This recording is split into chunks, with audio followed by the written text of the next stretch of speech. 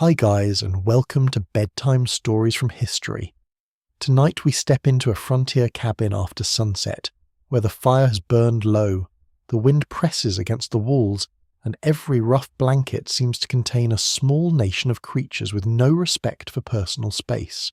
You stand in the doorway with cold air at your back and the smell of wood smoke, damp wool, old straw, and supper hanging in the room.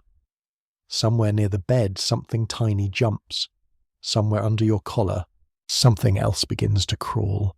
And let us be honest, if you arrive expecting clean sheets, privacy, and herbal pillow spray, you probably will not survive this, not emotionally anyway. So, before you get comfortable, take a moment to like the video and subscribe, but only if you genuinely enjoy what I do here, and tell me in the comments where you're listening from, and what the local time is for you. Now, dim the lights, let your breathing slow, and step carefully inside. The cabin is smaller than you imagined. One room serves as kitchen, bedroom, workshop, nursery and shelter.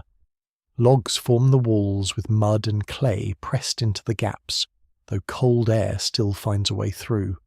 The floor may be split boards or packed earth, hard beneath your boots and damp near the walls. A mainstream fact of frontier life is that many early cabins were built quickly from local materials shaped by hand. Comfort comes later, survival comes first.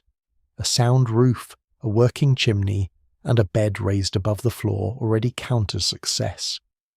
You consider removing your coat. The cabin is warm near the hearth and cold everywhere else. Your face feels dry from smoke while your feet remain chilled. Logs click in the fire, an animal stirs beneath a bench, and someone turns in bed. There are more people here than you expected.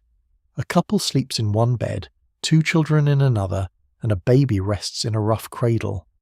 A traveller lies near the fire. You may be that traveller, offered shelter because the open country is colder and less forgiving. Privacy hangs like smoke, present in theory, difficult to hold. And then there are the other residents. Fleas do not need an invitation. Lice do not wait to be introduced. They travel with bodies, clothing, blankets, animals and luggage. A frontier cabin brings all of these together in one warm enclosure. People come in from fields, trails, barns, military posts, river landings or distant settlements. They bring dust in their cuffs, burrs in their socks, and sometimes tiny passengers in their shirt seams. A faint tickle runs along the wrist. Quick prick touches the ankle. Something moves where no thread should move. You scratch once, then decide not to think about it. This strategy rarely works. The bed waits against the wall, no soft cloud from modern advertising. Rough timber and stretched rope support a mattress stuffed with straw, husks, leaves, moss, or feathers. The coarse cloth smells of dry plants, sweat, smoke, and long use. When you press a hand against it, the stuffing crackles. Those folds and crevices give insects places to hide. Fleas seek warm hosts. Body lice shelter mainly in clothing and bedding, while head lice remain nearer the hair. To the person lying awake and scratching, the distinction matters less than the next bite. Historians still argue whether the poorest frontier households endured severe infestation constantly or faced seasonal outbreaks worsened by travel, crowding, and limited washing. The evidence is uneven. People rarely write diary entries describing every itch. Shame can silence them, and familiar discomfort often goes unrecorded. What feels extraordinary to you may feel too ordinary to mention to them. You sit on the edge of the bed and the ropes creak. Someone has tightened them recently, perhaps with a wooden tool and determined pulling. A sagging bed forces sleepers together in the middle, which is useful for sharing warmth and less useful for limiting parasites. You can picture the family rolling inward through the night, everyone meeting in a tired heap while the fleas enjoy easier access. One quirky tidbit appears in old accounts of bedding care. Straw inside mattresses might be removed and replaced when it became dirty, crushed, or lively with pests. The old stuffing could be burned. This sounds decisive, but fresh straw does not guarantee a fresh start if the frame, clothing, blankets, and people remain occupied. The insects are not offended by redecorating. You lie down slowly. The mattress shifts beneath you. A dry stem presses against your shoulder. The blanket is heavy and rough, perhaps wool, perhaps a worn quilt patched many times. It carries the scent of smoke because smoke enters everything. Hair smells of it. Clothing smells of it. Food tastes faintly of it. Even sleep seems smoked. Outside, wind moves through grass and branches. A horse stamps. Someone coughs. The baby sighs. The dog settles near the hearth, bringing warmth and possibly fleas. Firelight touches the logs while shadows gather around hanging tools and clothing. Then comes the first clear bite. A sharp sting near your calf. You move your leg. Another follows near the ankle. You resist scratching, which lasts perhaps 3 seconds. Your fingernails drag over skin, and relief arrives briefly, followed by more irritation. This is where exhaustion matters. People rise early to chop wood, haul water, cook, mend, plant, hunt, tend animals, and repair whatever is broken. By night, tiredness has weight. You sleep not because the bed is comfortable, but because wakefulness is no longer possible. The pests do not disappear. Your body simply bargains with them. You turn toward the wall. The logs are close enough to touch, uneven beneath your fingertips, cool in some places and warm where heat has reached them. You hear scratching inside the wall, perhaps a mouse, perhaps several. The cabin is alive with quiet movement, human breathing, animal breathing, insects shifting through cloth, embers settling into ash. You begin to understand that sleep here is not separation from the world. It is surrender to the room as it is. You share heat, air, bedding, sound, and inconvenience. You accept the creak of ropes and the itch beneath your sleeve.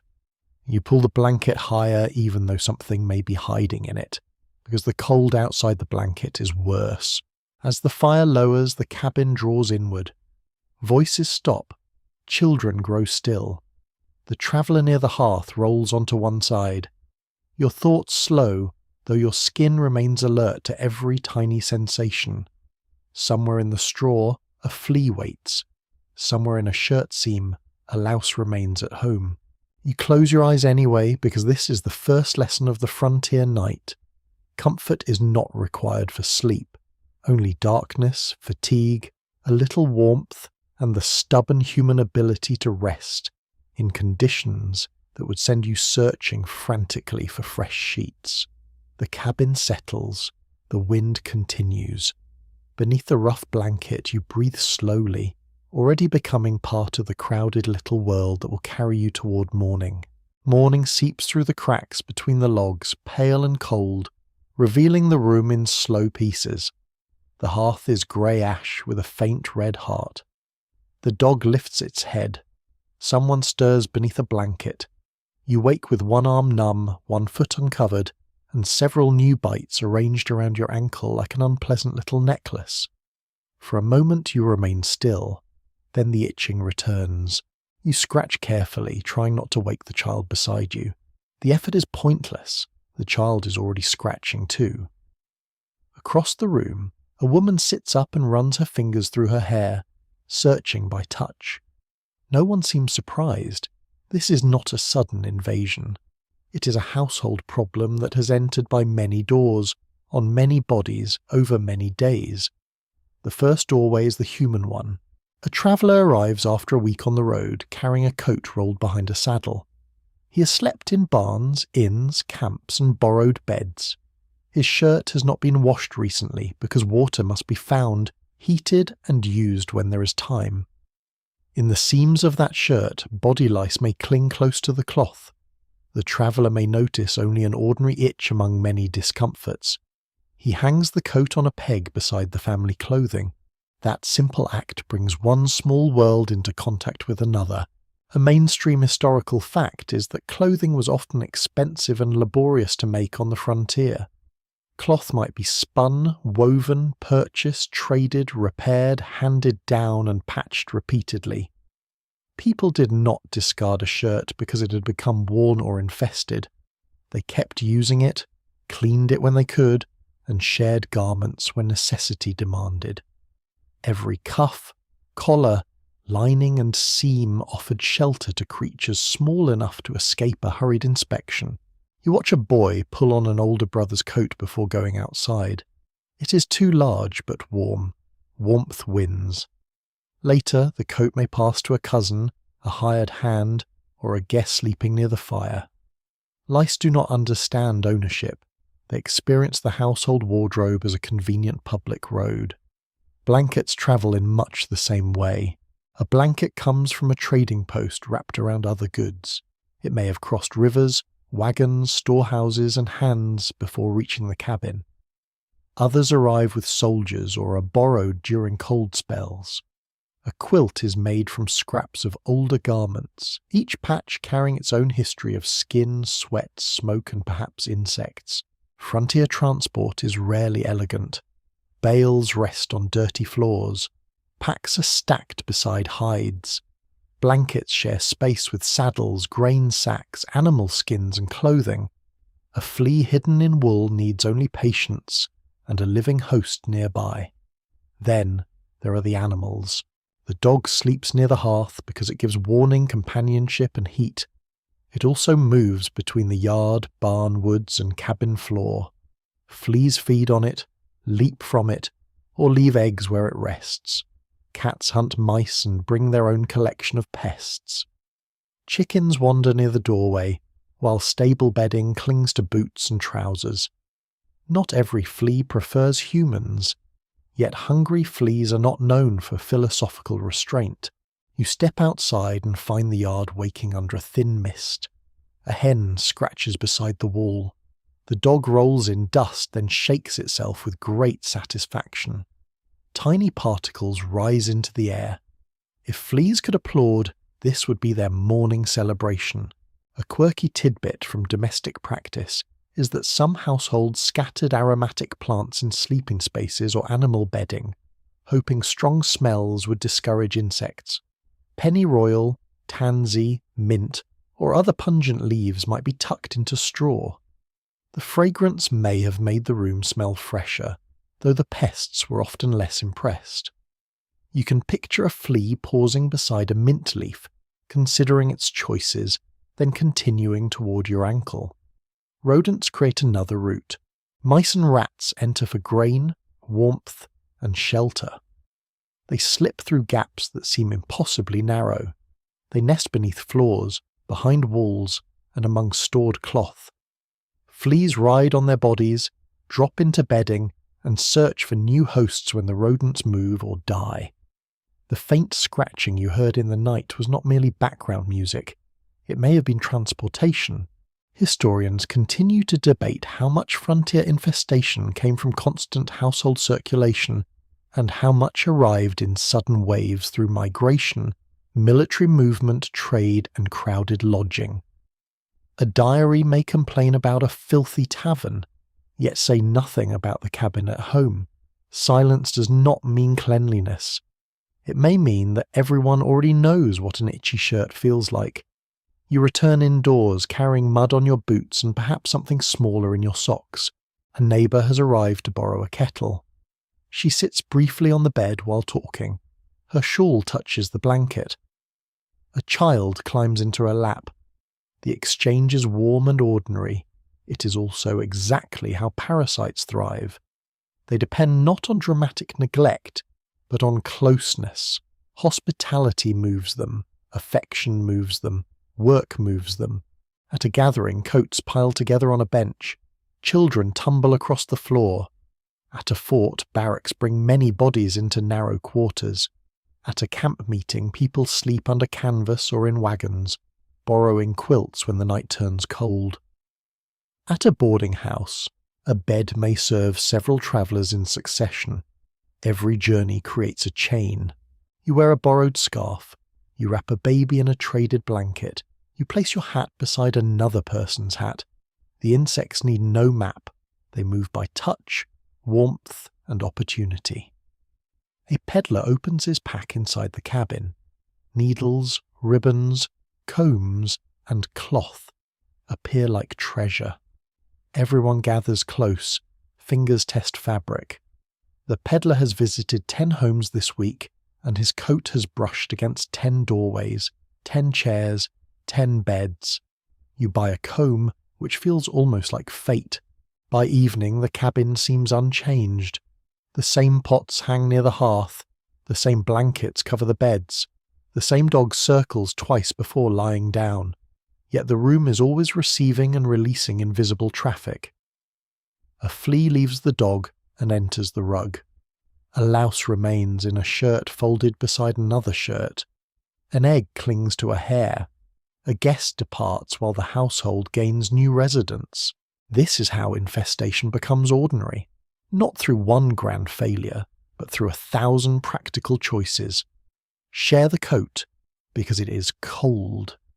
Offer the blanket because a guest is tired. Let the dog inside because wolves have been heard. Store the grain because winter is coming. Welcome the neighbour because isolation is worse than inconvenience. You can hardly condemn any of it. As darkness gathers again, you understand that the cabin is not sealed from the frontier. It is a meeting place for trails, animals, goods, weather, and bodies. Every arrival leaves something behind. Dust settles, smoke clings, stories remain in memory. And sometimes, very quietly, the visitors remain too. By the next night you look at the bed differently. It no longer appears to be one object. It is a small landscape made of wood, rope, cloth, stuffing, knots, cracks, folds, and shadows. Every part has a purpose, and nearly every part can offer shelter to something that bites. The frame stands against the wall, built from rough timber cut nearby. Its posts are sturdy but uneven, with tool marks still visible beneath your fingers. The rails fit together with pegs or simple joints, and the whole thing creaks whenever weight shifts. It raises you from the cold floor and provides some distance from mice, though not nearly enough. A mainstream historical fact is that rope beds were common in many frontier households. Ropes were stretched across the frame in a woven pattern to support the mattress. Over time they sagged, and someone had to tighten them. When the ropes loosened, your body sank toward the middle, drawing every sleeper into a shared hollow. You press down with one hand and hear the fibers complain. The ropes themselves create hiding places. Knots hold dust, hair, crumbs, and bits of straw. The points where rope passes around wood form dark, protected spaces that are difficult to clean. Fleas can disappear beneath the mattress. Lace may remain in cloth laid across the support. Other insects find the cracks simply because cracks are what insects consider excellent architecture.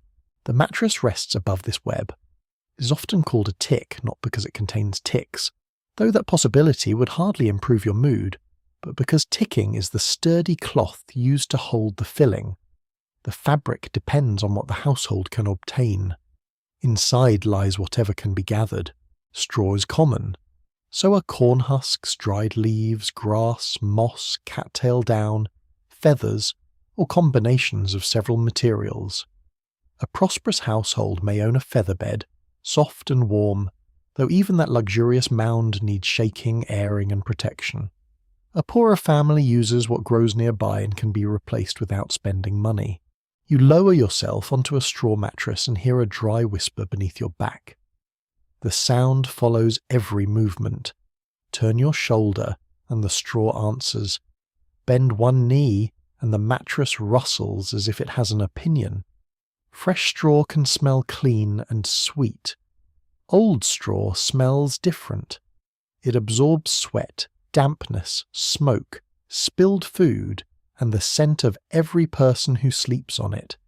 It crushes into ridges, and sharp stems poke through weakened cloth, and within that dark filling fleas find protection.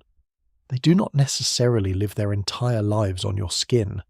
Adult fleas feed on warm blood, but eggs and developing stages may remain in bedding, floor cracks, animal nests, and dusty corners.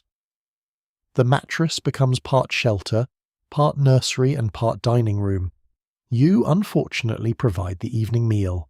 A quirky household practice involves emptying the entire tick and refilling it with fresh material.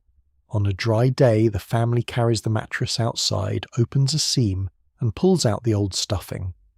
Dust swirls around everyone. Children may help gather clean straw. The empty cover is washed if there is enough water, soap, fuel, time, and cooperative weather. It sounds thorough until you remember the bed frame, ropes, blankets, clothing, floor, dog, and sleeping occupants. Replacing one part does not cleanse the whole little world. Scholars remain divided over how often ordinary frontier families renewed mattress filling.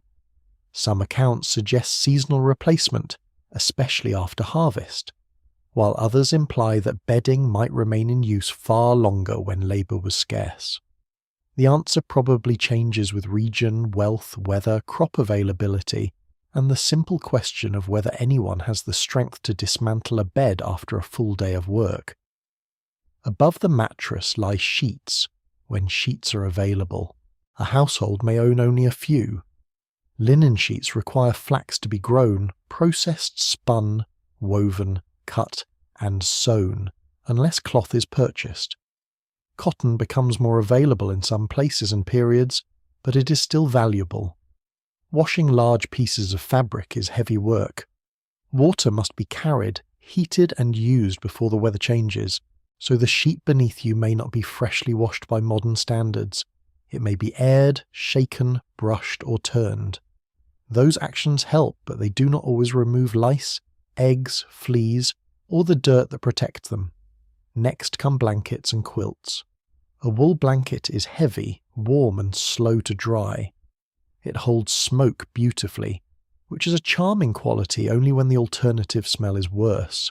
Quilts may be pieced from worn clothing or scraps saved over years. You pull one over yourself and feel its weight settle across your chest. The surface is rough in places and smooth in others. A repaired corner scratches your chin. The warmth arrives quickly.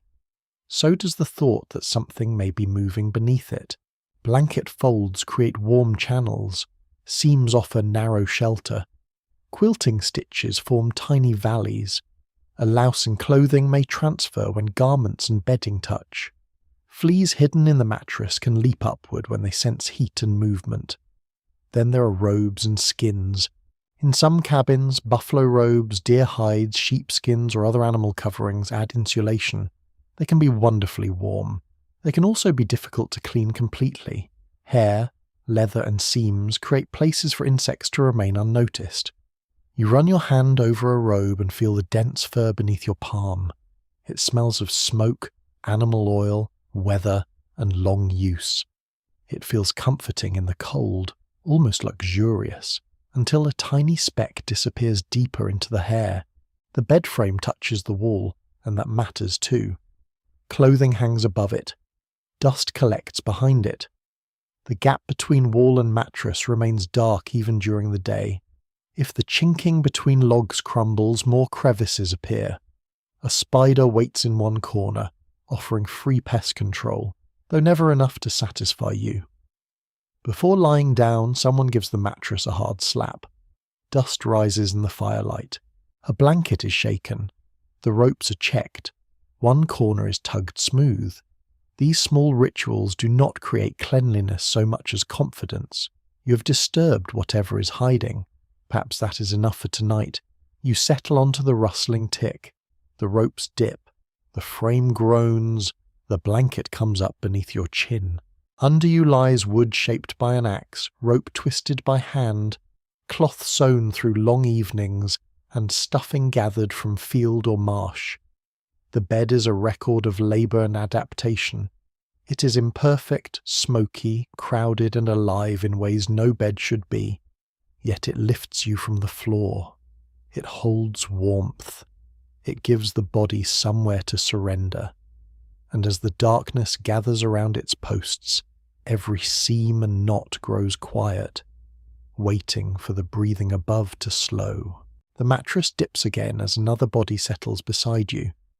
There is no offended silence, no negotiation about personal space, and certainly no careful measuring of whose elbow belongs where. The bed is warm, the room is cold, and that settles the matter. You shift toward the wall while a child curls near your knees. On the far side, someone pulls the blanket higher and leaves your shoulder exposed. A small hand rests against your sleeve. A heel presses briefly into your shin. This is sleep as a household activity. In many frontier cabins, families share beds because beds, blankets, fuel, and indoor space are limited. Children sleep with parents, siblings lie together, and visitors are fitted wherever warmth and decency allow. Separate bedrooms remain a luxury beyond the reach of many households. Even when a cabin has a loft, partition, or second room, winter cold encourages people to gather near the hearth. The arrangement makes practical sense. Human bodies produce heat without consuming firewood. A blanket stretched across 3 people holds more warmth than 3 thin coverings used separately. Small children remain close enough to comfort, feed, or protect during the night. In dangerous or isolated places, the presence of others can feel reassuring. For lice and fleas, it is an excellent transportation system. Your sleeve brushes another sleeve, hair touches hair. A shared blanket moves across several necks and shoulders. Clothing removed before bed is stacked on a peg, bench, chest, or floor. If a body louse remains in a shirt seam, the garment only needs to touch another piece of cloth. Head lice need close contact, and a bed filled with sleeping relatives provides hours of it. The insects do not rush. They have all night.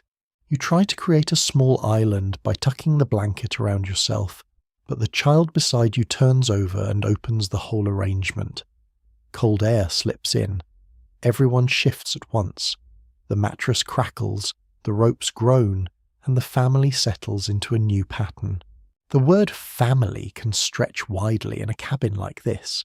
It includes parents, children, grandparents, cousins, hired workers, apprentices, travellers, and neighbours stranded by weather. A widow may live with relatives. A young labourer may sleep in the household where he works. A visiting preacher may receive the best bed, which usually means someone else has moved into a worse one. Hospitality is not decorative. It can be a matter of survival. A traveller arriving after dark may be soaked, exhausted, or injured. Turning that person away could mean exposing them to cold, animals, or getting lost. So a place is made near the fire, on a pallet, across a bench, or at the edge of a crowded bed. The guest brings stories from the road and perhaps a few less welcome companions. One revealing feature of early household life is that sleeping arrangements often reflect age and status, rather than modern expectations of privacy. Parents may occupy the principal bed, children share another, and workers sleep in lofts or near work areas. Visitors receive space according to custom, urgency, and available bedding. The exact pattern changes from region to region, but crowding is common enough to shape daily habits. You can hear it in the room. Someone snores gently near the hearth. A baby gives a small cry and is soothed without a lamp being lit. A child mutters in a dream. The dog scratches 3 times and flops down again. Every noise is familiar to the household, though to you the cabin sounds like a crowded ship travelling through darkness. The smells mix as closely as the bodies: wool, smoke, skin, leather, damp hair, straw, animal fur, and yesterday's food all softened together in the warm air. There may be no regular night clothing in the modern sense. Some sleepers keep on part of the day's clothing for warmth, especially when the room cools sharply before dawn. That gives lice even more time in their favoured seams. A curious detail from some households is the use of warming pans, heated stones, or bricks wrapped in cloth to take the chill from a bed. Where such objects are available, they are moved beneath the covers before sleep. The warmth feels wonderful for a few minutes. It also makes the bedding attractive to creatures that prefer a warm host nearby. You may warm the bed for yourself and accidentally prepare a pleasant little reception. Researchers continue to disagree about how much sleeping crowding alone increased infestation, compared with shared clothing, poor laundering, animal proximity, and travel. Separating those causes is difficult because they usually occur together. A large family in one room also shares blankets, benches, combs, coats, and chores. The insects benefit from the whole system, rather than one isolated habit. Still, close sleeping must help them. Your head rests near another person's shoulder. The child's hair brushes your wrist. When one sleeper scratches, the movement shakes the mattress and wakes someone else. Soon 3 people are scratching in different places, creating a quiet rhythm beneath the blanket. No one announces the problem. There is an etiquette to shared discomfort.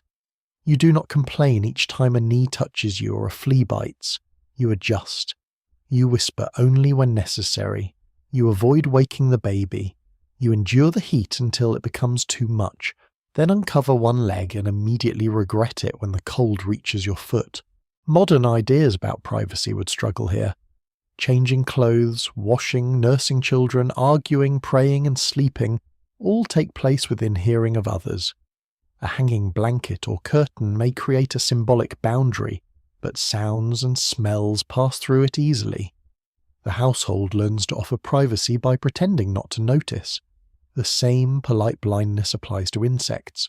You may see someone searching a child's hair near the fire and look away.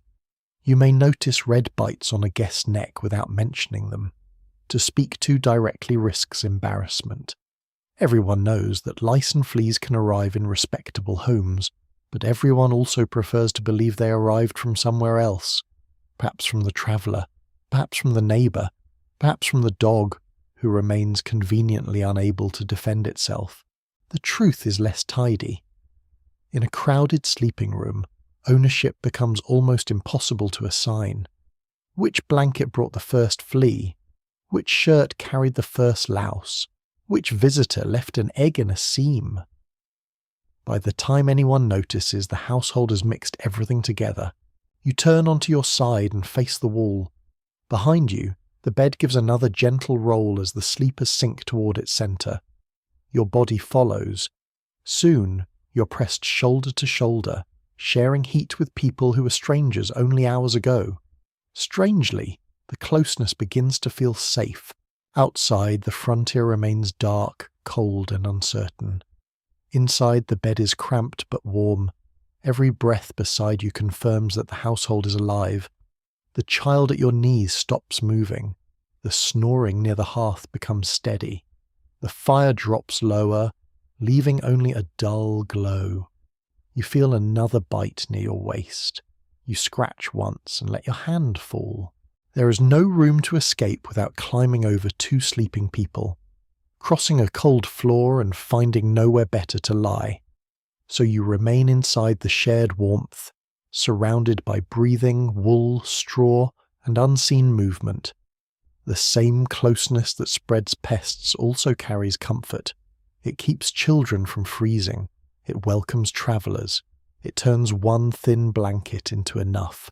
And gradually, despite the elbows, the itching, and the soft pressure of too many bodies, exhaustion gathers around you again and draws everyone into the same uneasy sleep.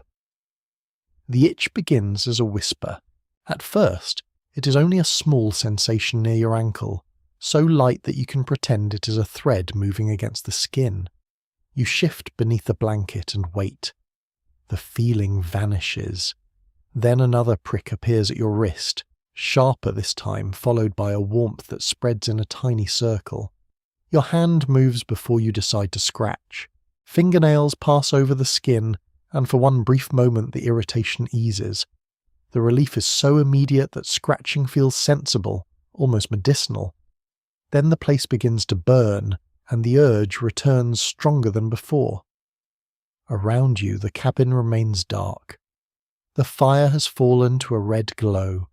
Someone breathes steadily beside you. A child turns in the straw. The dog sighs near the hearth. Everyone seems asleep except you, and whatever has chosen your body for supper. Flea bites often appear around the feet, ankles and lower legs, especially when the insects rise from floors, bedding, or animal resting places. Lice produce a different misery. They stay close to the body and feed repeatedly, while their movement through hair or clothing creates a crawling sensation that can become almost impossible to ignore. You do not need to know the species. You only know that your skin has become a map of urgent little places, one bite near the calf, another at the waist, a crawling tickle beneath the collar. You scratch each place in turn, trying to be quiet. The mattress answers with a dry rustle. The person beside you shifts. You freeze, hand still inside your shirt, and listen until the breathing becomes steady again. Then the itching resumes. Night makes every sensation larger. In daylight, work distracts you. At night, nothing competes with one tiny creature moving along a seam. You become intensely aware of your own skin. Is that a bite, or only a loose hair? Is something crawling across your shoulder, or is the blanket rough? Did you feel a flea jump, or did the straw shift? The questions are almost worse than the insects. Your imagination supplies an entire army whenever one speck of dust touches you. Heat gathers beneath the coverings. 3 bodies share the bed, and each gives off warmth. You push the blanket down, exposing your chest to cool air. For several breaths, it feels wonderful. Then the cabin chill settles over you, and you pull the blanket back up.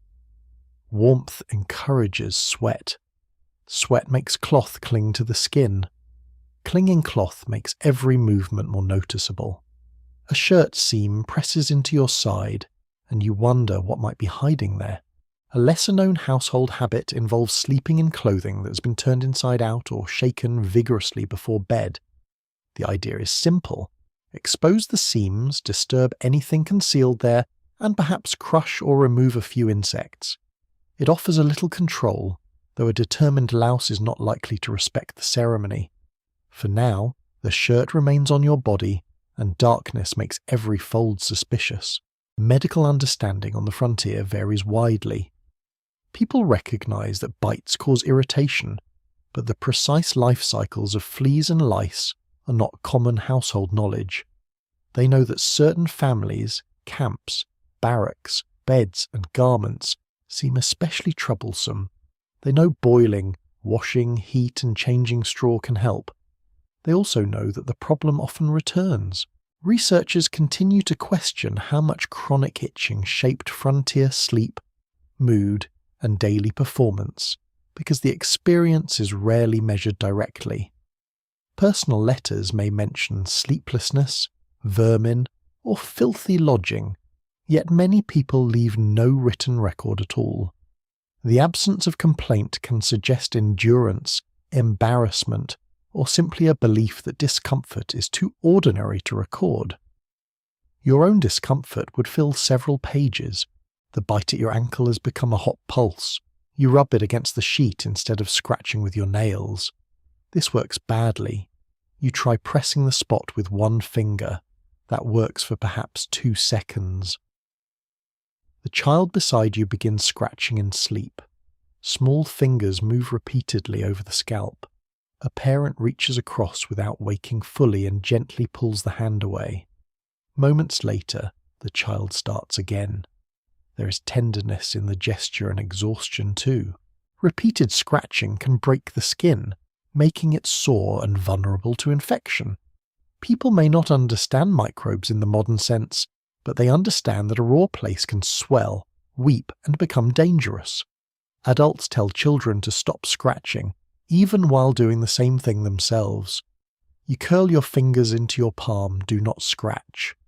The command lasts until a sharp sting lands behind your knee. You scratch. It is almost comic. This contest between discipline and an insect smaller than a grain of rice. You possess tools, fire, and reason. The flea possesses powerful legs and no concern for your dignity. Tonight, the contest appears evenly matched. Sleep drifts close, then retreats. Your thoughts begin to blur. A half-dream forms around the sound of the wind. You are walking through tall grass. The grass brushes your legs. One blade catches at your ankle. You wake scratching. The cabin air feels thicker now. Smoke hangs under the roof. The room smells of wool, sweat, ash, and the sour edge of bodies kept too long beneath heavy covers. Someone coughs once. A mouse moves behind the wall. You roll onto your back. This exposes new parts of the mattress to warmth and pressure. Somewhere below, hidden in straw or cloth, a flea senses movement. The next bite arrives near your hip. You breathe out slowly. There are no clean sheets, bright bathroom or bottle of lotion. Getting up would wake the household and expose you to cold. Searching by firelight might find one insect and miss 10 others. So you practice the frontier art of endurance. You adjust the shirt collar. You smooth the blanket. You place your hands beneath your cheek to keep them from wandering. You count breaths instead of bites. One breath, warm and smoky. Another, slower. A third, while the wind presses softly against the wall. The itching does not stop, but your attention loosens. Fatigue begins to outweigh irritation. The body can remain uncomfortable and still fall towards sleep. It has done so after hunger, cold, fear, grief, and pain. A few insects are not enough to defeat it forever. Beside you, the child grows still again. Your ankle continues to throb faintly. Your shoulder tingles. Something may be moving near your collar, but you decide not to investigate. The darkness softens the cabin edges, and the sounds of breathing become a slow tide. You do not conquer the fleas, you do not remove the lice, you simply become more tired than itchy. And little by little, with one hand clenched against the urge to scratch, you sink beneath the noise of your own skin and enter a thin, restless sleep. Daylight does not arrive all at once. It gathers slowly along the cabin wall, entering through cracks in thin silver lines, touching the edge of a stool, the rim of a basin, the tangled hair of a sleeping child. The room looks calmer in morning light, but also less forgiving. At night, darkness hides the problem. Morning gives it shape. You sit up carefully and feel the mattress release beneath you. Your shirt clings to your back. One ankle bears several red marks, while another bite has appeared along your wrist. The skin around each one is raised and warm. You rub your eyes, then remember where your hands have been, and decide perhaps rubbing your eyes is not ideal frontier medicine. Around the room, everyone begins a familiar inspection. A mother draws a child close to the window where the light is strongest. She parts the hair with her fingers and studies the roots. The child fidgets, sleepy and annoyed. Another adult turns a shirt inside out and examines the collar, cuffs, and seams. A blanket is held up, shaken once, then spread across a bench. No one announces a formal search. They simply begin. In homes where parasites are common, people learn to look in the places where insects prefer to hide. Head lice remain near the scalp and fasten their eggs to hair. Body lice shelter chiefly in clothing, especially where fabric lies close to warm skin. Fleas may vanish into floor cracks, bedding, animal sleeping places, and the deeper folds of cloth. Your eyes adjust to the task. At first, every crumb looks alive. A grain of dirt in the blanket becomes suspicious. A dark thread near the hem appears to move. You lean closer, holding your breath, only to discover that it is lint. Then something else truly does crawl along the seam. You press it between thumb and fingernail. The gesture is quick, practiced, and entirely without ceremony. Morning inspection often depends on strong natural light, because candles are valuable, and firelight creates shifting shadows. A doorway, window opening, or bright patch outside becomes the household examination room. People search hair, garments, bedding, and skin, while the day is still young enough to offer time for cleaning. You step nearer the door. Cold air touches your face. Beyond the threshold, the yard is pale with frost or dew, and the sky carries the washed colour of the early morning. A chicken scratches near the woodpile. The dog stretches, shakes, and begins scratching behind one ear with energetic dedication. You inspect your sleeve. The fabric is coarse and dark, not ideal for spotting anything small. You pinch the cloth between your fingers and move slowly along the seam. Dust, loose fibres, and tiny flakes collect there. You find nothing at first. Then there it is. A small pale shape clings close to the stitching. It is not dramatic. It doesn't hiss or leap at your face. It is merely present, quiet, and stubborn, as if it has paid rent. You remove it and search again. One unusual practice in some households is to pass a warmed iron over garment seams, not merely to smooth the cloth, but to expose pests and eggs to heat. The iron must be managed carefully because scorching a valuable shirt creates a new problem, and frontier life has enough of those already. Still, the narrow hot edge can reach places that fingers miss. The family may also use a needle, small knife, or fingernail to scrape eggs from hair or cloth. Fine work requires patience. Children complain. Adults lose track. The light shifts. Breakfast must be made, animals fed, water carried, and wood brought in. Cleaning competes with everything. This is why inspection becomes selective. You do not examine every thread of every blanket each morning. You look where itching is worst. You inspect the child who scratches most. You check the garment worn longest. You turn attention toward the bed used by a traveller or the coat recently borrowed from a neighbour. Some household records and personal accounts describe vermin hunting as an ordinary social activity. People sit together while one person searches another's hair, removing lice and eggs by hand. The act can be practical and intimate, closer to grooming than medical treatment. It may happen near the fire, on a porch, or in a doorway while conversation continues. Picture yourself seated on a low stool. Someone stands behind you and parts your hair section by section. Fingers move gently across the scalp. Occasionally they pause, pinch, and withdraw. The sensation is soothing in places and embarrassing in others. You stare at the floor and pretend this is perfectly normal. For the people around you it may be. There is still discussion among social historians about whether routine parasite checks served only a hygienic purpose, or also strengthened family bonds through touch, care, and shared labour. Written sources rarely explain the emotional meaning of the act, yet the scene suggests both necessity and tenderness. Someone takes time to search your hair because the household cannot ignore the problem, but also because your comfort matters. The child near the window begins to complain. Her hair has tangled overnight. Each time the comb catches, she pulls away. The mother speaks softly, then more firmly. A sibling watches with a fascinated relief of someone who is not currently under inspection. Your shirt is placed across a table. The collar is opened, the underarm seams are checked. The waistband receives special attention.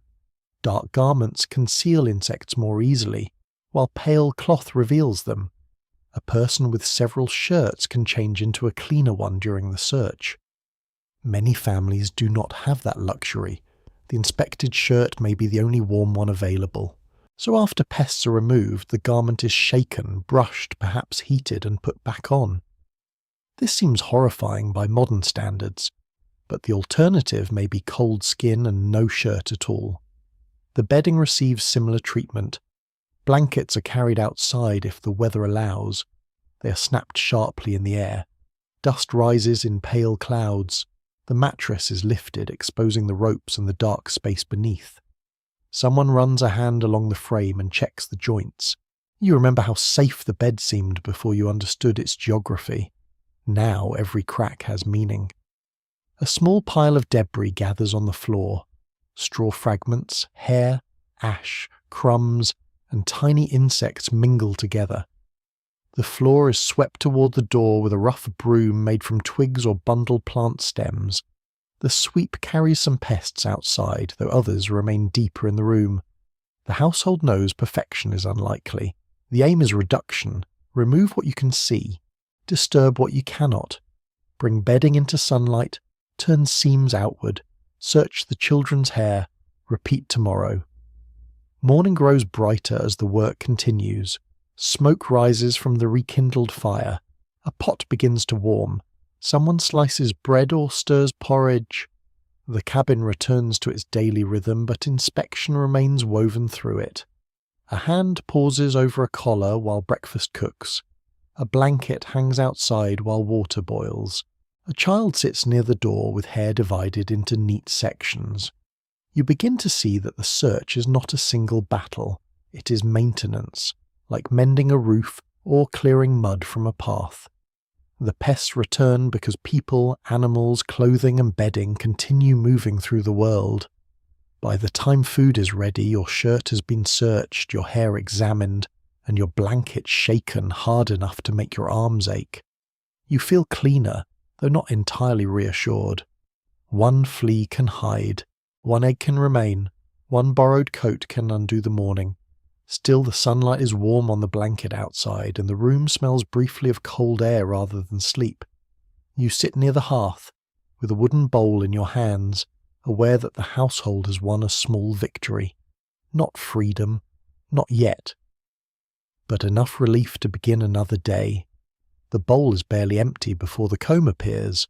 It rests on the table beside a needle, a scrap of cloth and a shallow cup of water. Its teeth are close together, though not nearly as fine as the metal comb you might prefer. This one is made from bone, horn, wood, or perhaps imported material bought at considerable expense. A few teeth are bent, one is missing entirely. Still, it is the best tool available. You sit on a low stool near the doorway where morning light falls across your shoulders. Behind you, someone loosens your hair with patient fingers. The first touch feels gentle. The second finds a knot.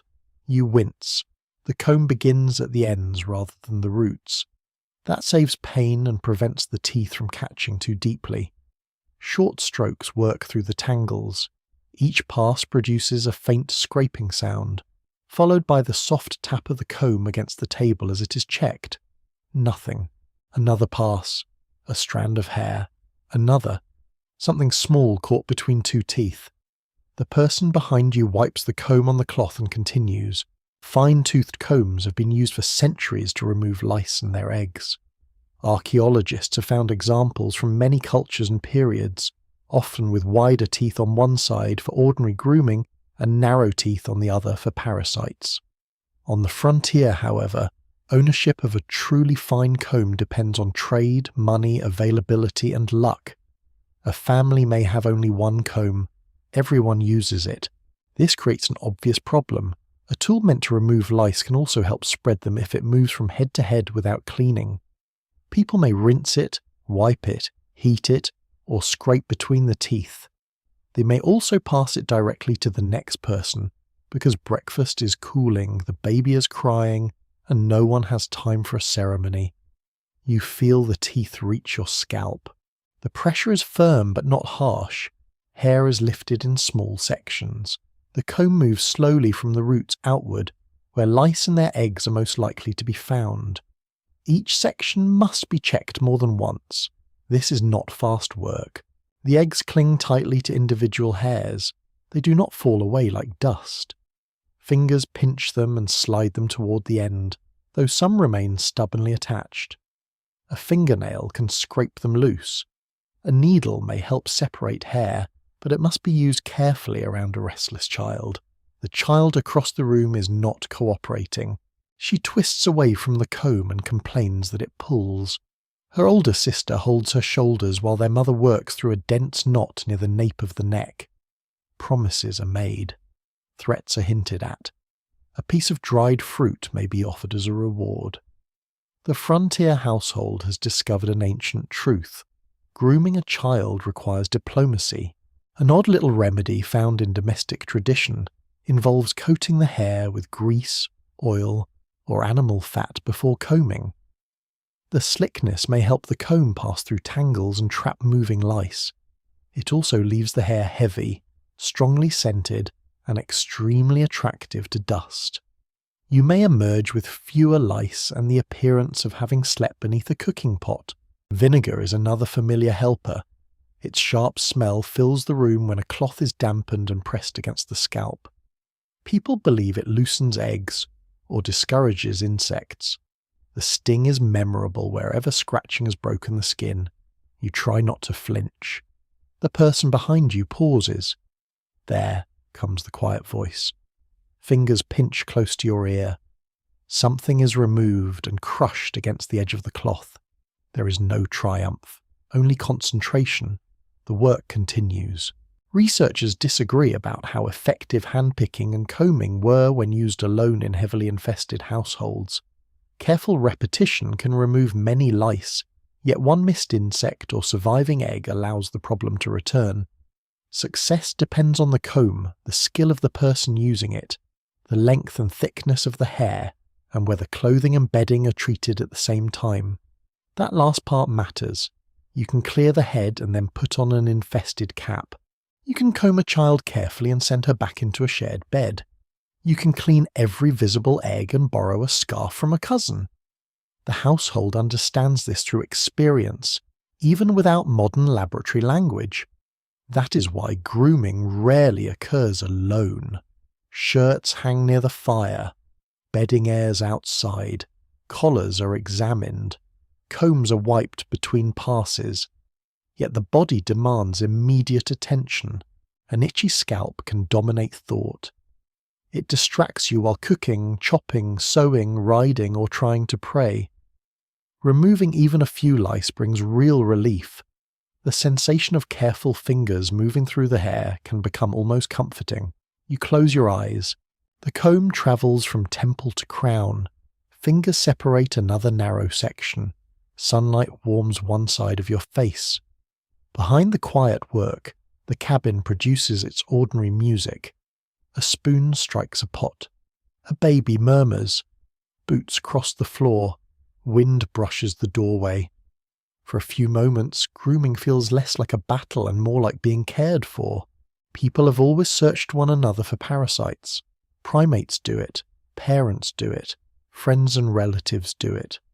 The act places one person in a vulnerable position while another offers attention, touch, and time. On the frontier, time is precious. Someone who spends half an hour combing your hair is not hauling water, splitting wood, repairing a fence, stirring food, or mending cloth. The work must be important enough to justify the pause.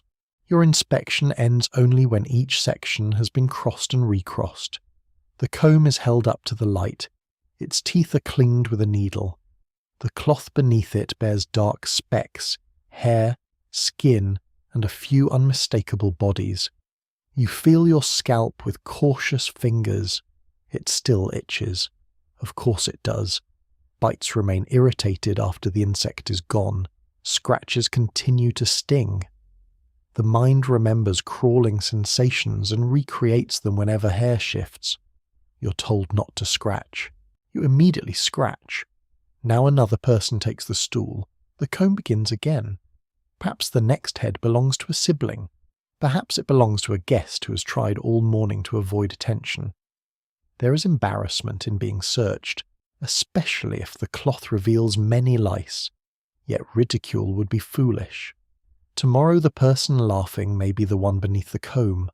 So the household adopts a practical silence. You wipe the tool. You part the hair. You remove what you find.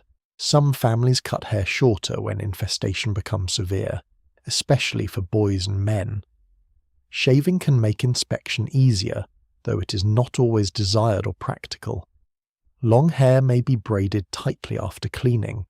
Caps, kerchiefs, and bonnets can keep it controlled, but they also create warm covered spaces and become infested themselves. Nothing is simple.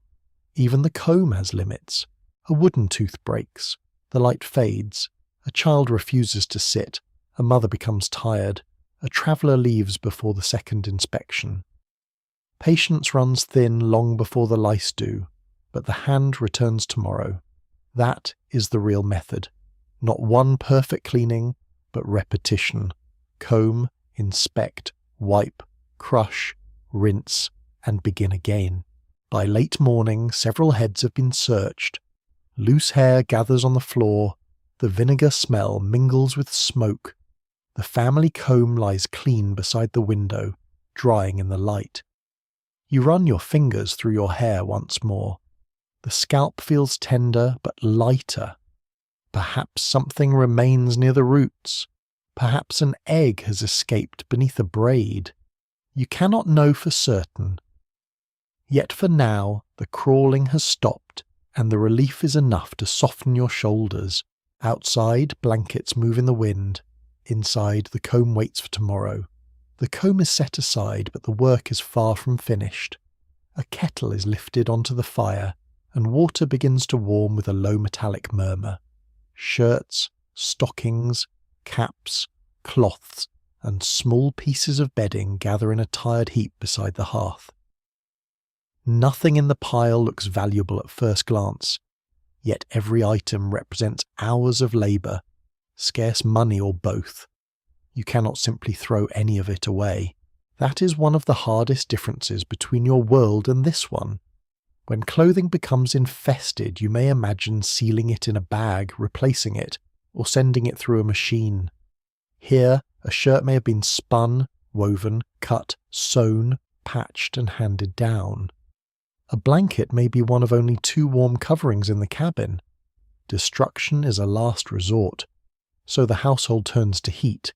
Boiling is among the most reliable ways available to kill lice and their eggs in washable fabric. Water must first be carried from a stream, spring, well, or pump. Then wood must be cut, the fire built, and the kettle watched. A method that sounds simple becomes a chain of physical tasks. You help lower a shirt into the steaming water. The cloth darkens and sinks. A wooden stick presses it beneath the surface. Steam reaches your face, warm and damp, carrying the smells of soap, smoke, wool, skin, and iron. The water clouds quickly. Garments are stirred and turned, though rough treatment risks weakening seams or shrinking fabric. Wool requires caution. Leather objects cannot be boiled without damage. Dyed cloth may fade. Delicate items may be ruined. The household must decide what can endure the cure. This is no minor calculation. Kill the lice and lose the shirt, and you have solved one problem by creating another. Spare clothing may not exist. Winter may be close. A repaired sleeve is still better than a bare arm. Large washings often demand a full day of labour. Women usually carry much of that burden, though children and men may help with water, wood, lifting, or beating. Wet fabric becomes heavy. Hands turn red from hot water and cold air. Soap may be homemade from fat and lye, harsh enough to irritate the skin. You watch a cloth being lifted from the kettle. It drips into the steam, limp and clean-smelling, though clean here is a relative word. The garment is wrung with strong hands, twisted until water streams back into the pot. Then it is hung outside, laid over a rail, or placed near the fire. Sunlight offers another weapon. Bright sun and dry air help freshen bedding, reduce dampness, and make hidden pests easier to disturb. Blankets are spread across bushes, fences, ropes, or grass. Mattresses may be carried outside if enough people can lift them. You drag the straw tick through the doorway. It catches briefly on the frame. Dust rises. The dog becomes interested, which is not helpful. Once outside, the mattress lies under open sky, looking smaller and less threatening than it did in the dark. Now comes the beating. A stick strikes the mattress with a dull thump. Dust bursts from the cloth. Another blow follows. Bits of straw, hair, grit, and tiny specks scatter into the air. Fleas may be dislodged. Eggs and larvae hidden deep inside are less cooperative, but every disturbance helps. An unusual domestic method involved placing small items near the heat of an oven after bread baking. The remaining warmth could dry cloth and expose insects to temperatures they disliked. Yet the margin between useful heat and scorched fabric was narrow. A distracted cleaner might turn an infested cap into a smoked curled object, suitable only for frightening poultry. You can imagine the family explaining this calmly. Yes, the lice are gone. So is the cap. Fire itself is tempting because flame promises certainty. Old straw, badly infested stuffing, or worthless scraps may be burned. The smell is unpleasant, but the satisfaction is real. Watching suspect material collapse into ash feels like victory. Still, fire cannot be used carelessly in a wooden cabin filled with dry bedding, hanging clothes and smoke-darkened beams. A spark in the wrong place threatens the entire household. People therefore rely on controlled heat, sunlight, washing, shaking and repetition. Some historians question how often bedding was truly boiled or thoroughly cleaned in isolated cabins, since written advice does not always reflect daily practice. A householder might know the ideal method and still lack fuel, water, soap, time, or suitable weather. Instructions survive more easily than exhausted hands. That gap matters. It is easy to say that blankets should be washed regularly. It is harder to carry enough water for them, heat it, lift the soaked wool, dry it before rain, and keep the family warm while the only blanket hangs outside. The weather decides more than anyone would like. A clear breezy day becomes a cleaning opportunity. A week of rain traps damp bedding indoors. Winter freezes washed cloth stiff before it dries. Smoke from the hearth may be used to dry items, but it leaves them pungent and sometimes sooty. Smoke itself has a complicated role. People may believe it discourages insects, and strong smoke can certainly make a room unpleasant for many living things, including the family. Bedding is sometimes hung near smoky fires or exposed to fumes from herbs, tobacco, or burning materials. Results vary. You stand in the doorway while a blanket flaps outside. Each movement sends a faint cloud into the light. The fabric smells of sun, smoke, and old sleep. You strike it against a rail, then shake it hard enough to make your shoulders ache. A flea drops into the grass.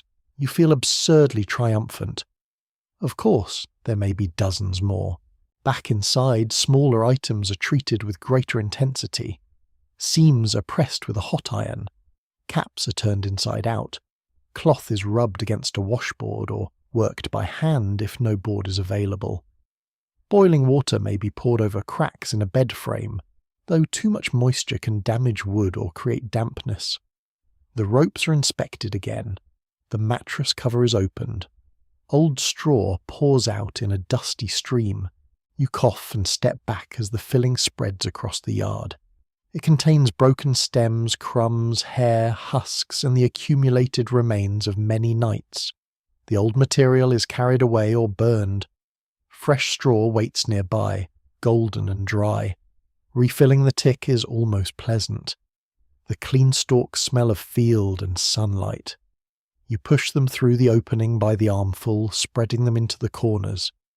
The mattress swells again, uneven but renewed.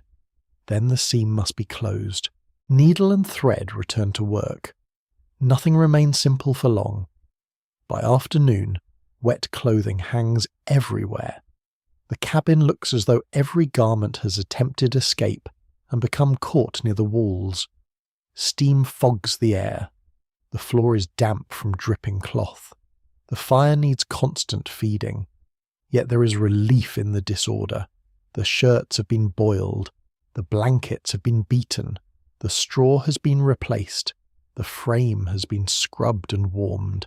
You know the pests may return. A single untreated coat, a visiting neighbour, or the dog near the hearth can begin the cycle again. But tonight the mattress will smell fresher. The blanket will feel lighter. The seams will hold fewer secrets.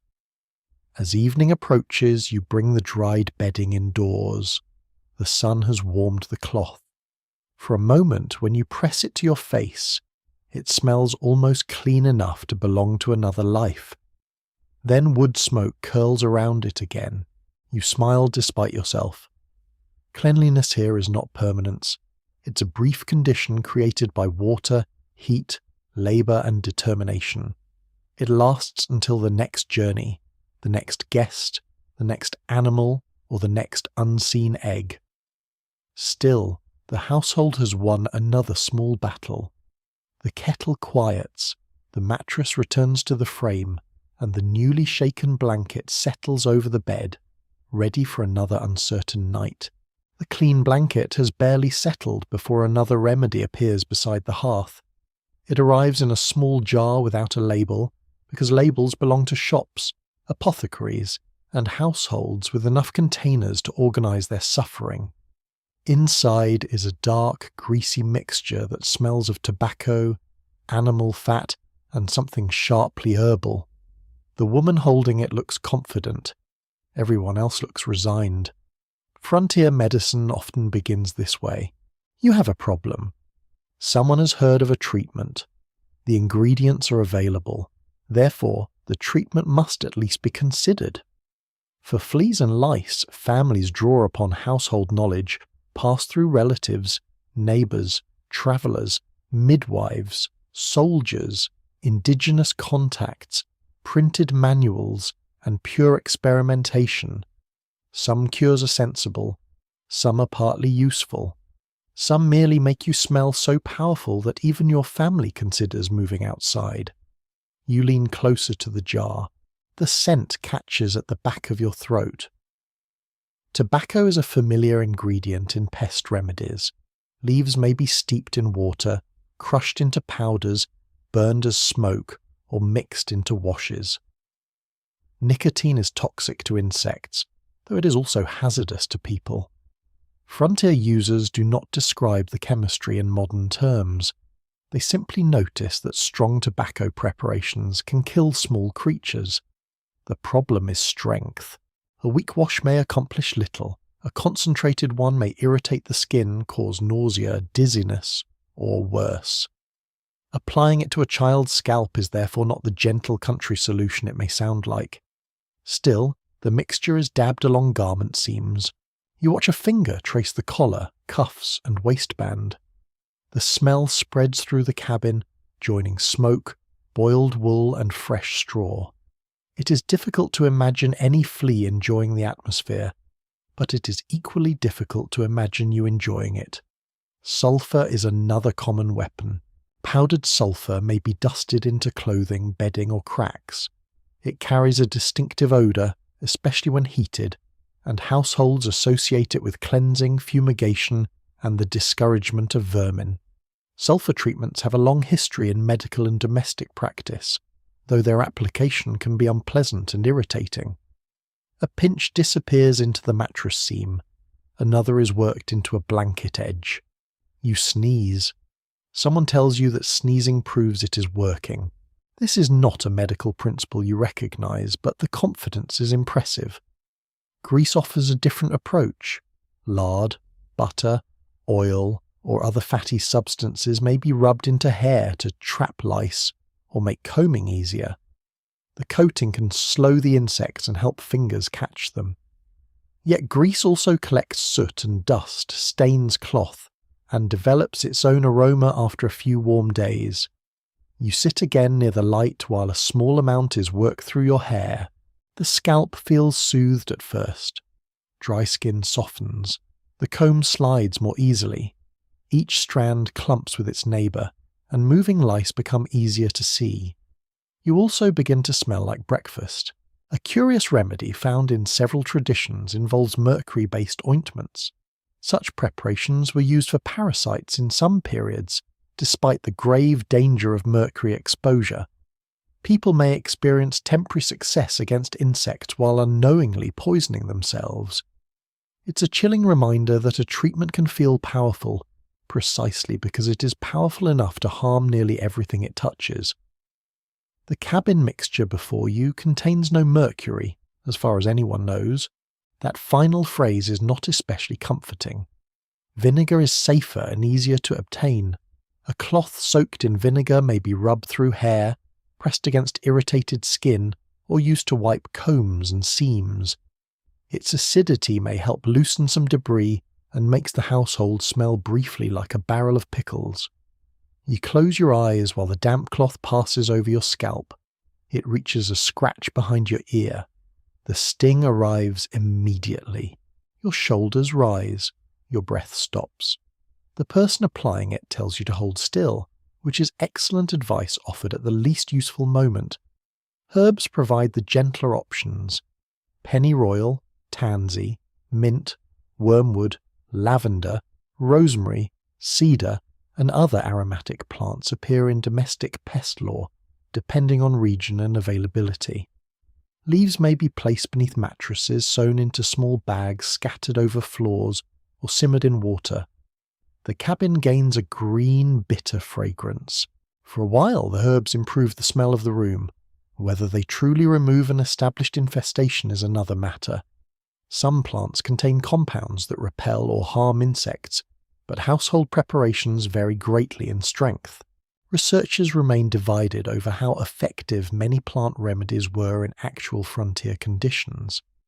Written recipes may preserve an ideal mixture without showing how often people used it, how carefully they prepared it, or whether the pest returned the following week.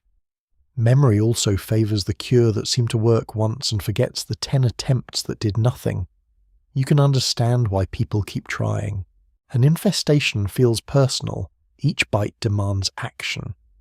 Doing nothing seems impossible, even when the remedy is uncertain. So leaves are gathered, powders sprinkled, smoke raised, and oils rubbed into seams. Camphor may be used where trade makes it available. Its strong odour suggests cleanliness and medicinal force. Cedar shavings or chips are placed among clothing. Salt is rubbed into cracks. Ashes scattered over floors. Soap, when available, becomes part of washes. Some households use kerosene in later frontier periods, applying it to bedding or hair. It can kill lice, but it irritates skin and burns readily. Bringing a flammable liquid close to a hearth, lamp, or candle transforms pest control into a contest between itching and combustion. You decide the lice are unpleasant, but setting your hair on fire would be excessive. There are also remedies based less on ingredients than on ritual. A garment may be buried for a time, hung in freezing air, sealed in a chest, or exposed to smoke from a particular plant. Certain days may be considered better for cleaning. Advice passes from person to person, gathering confidence as it travels. One neighbour swears by tobacco water. Another insists on sulphur. A third says fresh mint under the mattress solves everything. Each speaks as though the others have simply lacked discipline. The household tries several methods because certainty is scarce. The mattress receives herbs, clothing seams receive powder, hair receives grease and combing. The dog may be dusted with ash or washed with strong soap, an experience the dog accepts with profound betrayal. You help hold it near the basin. It twists, shakes, and sprays everyone with water. For one glorious moment, human and animal infestation seems equally undignified. By evening, the cabin smells almost ceremonial. Smoke curls above the hearth.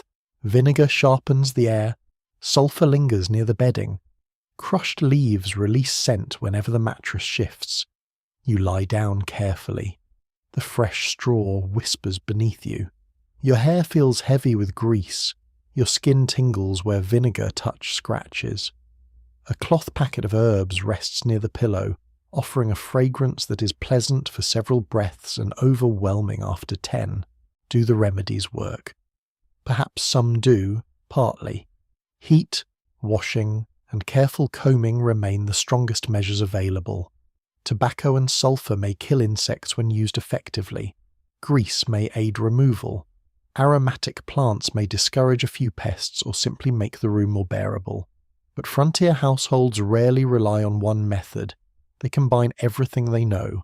You scratch less tonight, though you cannot tell whether the reason is the boiling, the beating, the fresh straw, the comb, the tobacco, the sulphur, or simple exhaustion. Maybe the fleas are retreating. Maybe they are merely confused. Either way, the blanket feels warm, the herbs soften the smell of smoke, and the cabin settles into darkness with all its remedies breathing quietly around you. The dog is still damp from its unwilling bath when it creeps back toward the hearth. It moves slowly, head lowered, wearing the wounded expression of an animal betrayed by every person it trusted. Then it turns in a tight circle, settles beside the ashes, and begins scratching again. So much for victory. You watch one hind leg thump against the floor. The sound is steady, almost soothing, until you remember what causes it. A flea disappears into the fur near the dog's shoulder. Another may already be waiting in the cracks beneath its resting place. Animals are not occasional visitors to frontier life. They are part of the household economy, protection, transport, food supply, and companionship. Even when they do not sleep inside every night, they remain close enough to carry insects between barn, yard, trail, and cabin. Dogs guard the door, warn of strangers, help with hunting, and keep lonely families company. Cats control mice around grain stores. Horses and mules carry people and goods. Cattle provide milk, meat, hides, and labour. Chickens offer eggs and an endless determination to enter places where they are not wanted. Each animal brings its own warmth, scent, hair, dust, and parasites. The close association between people and domestic animals is a basic feature of frontier settlement.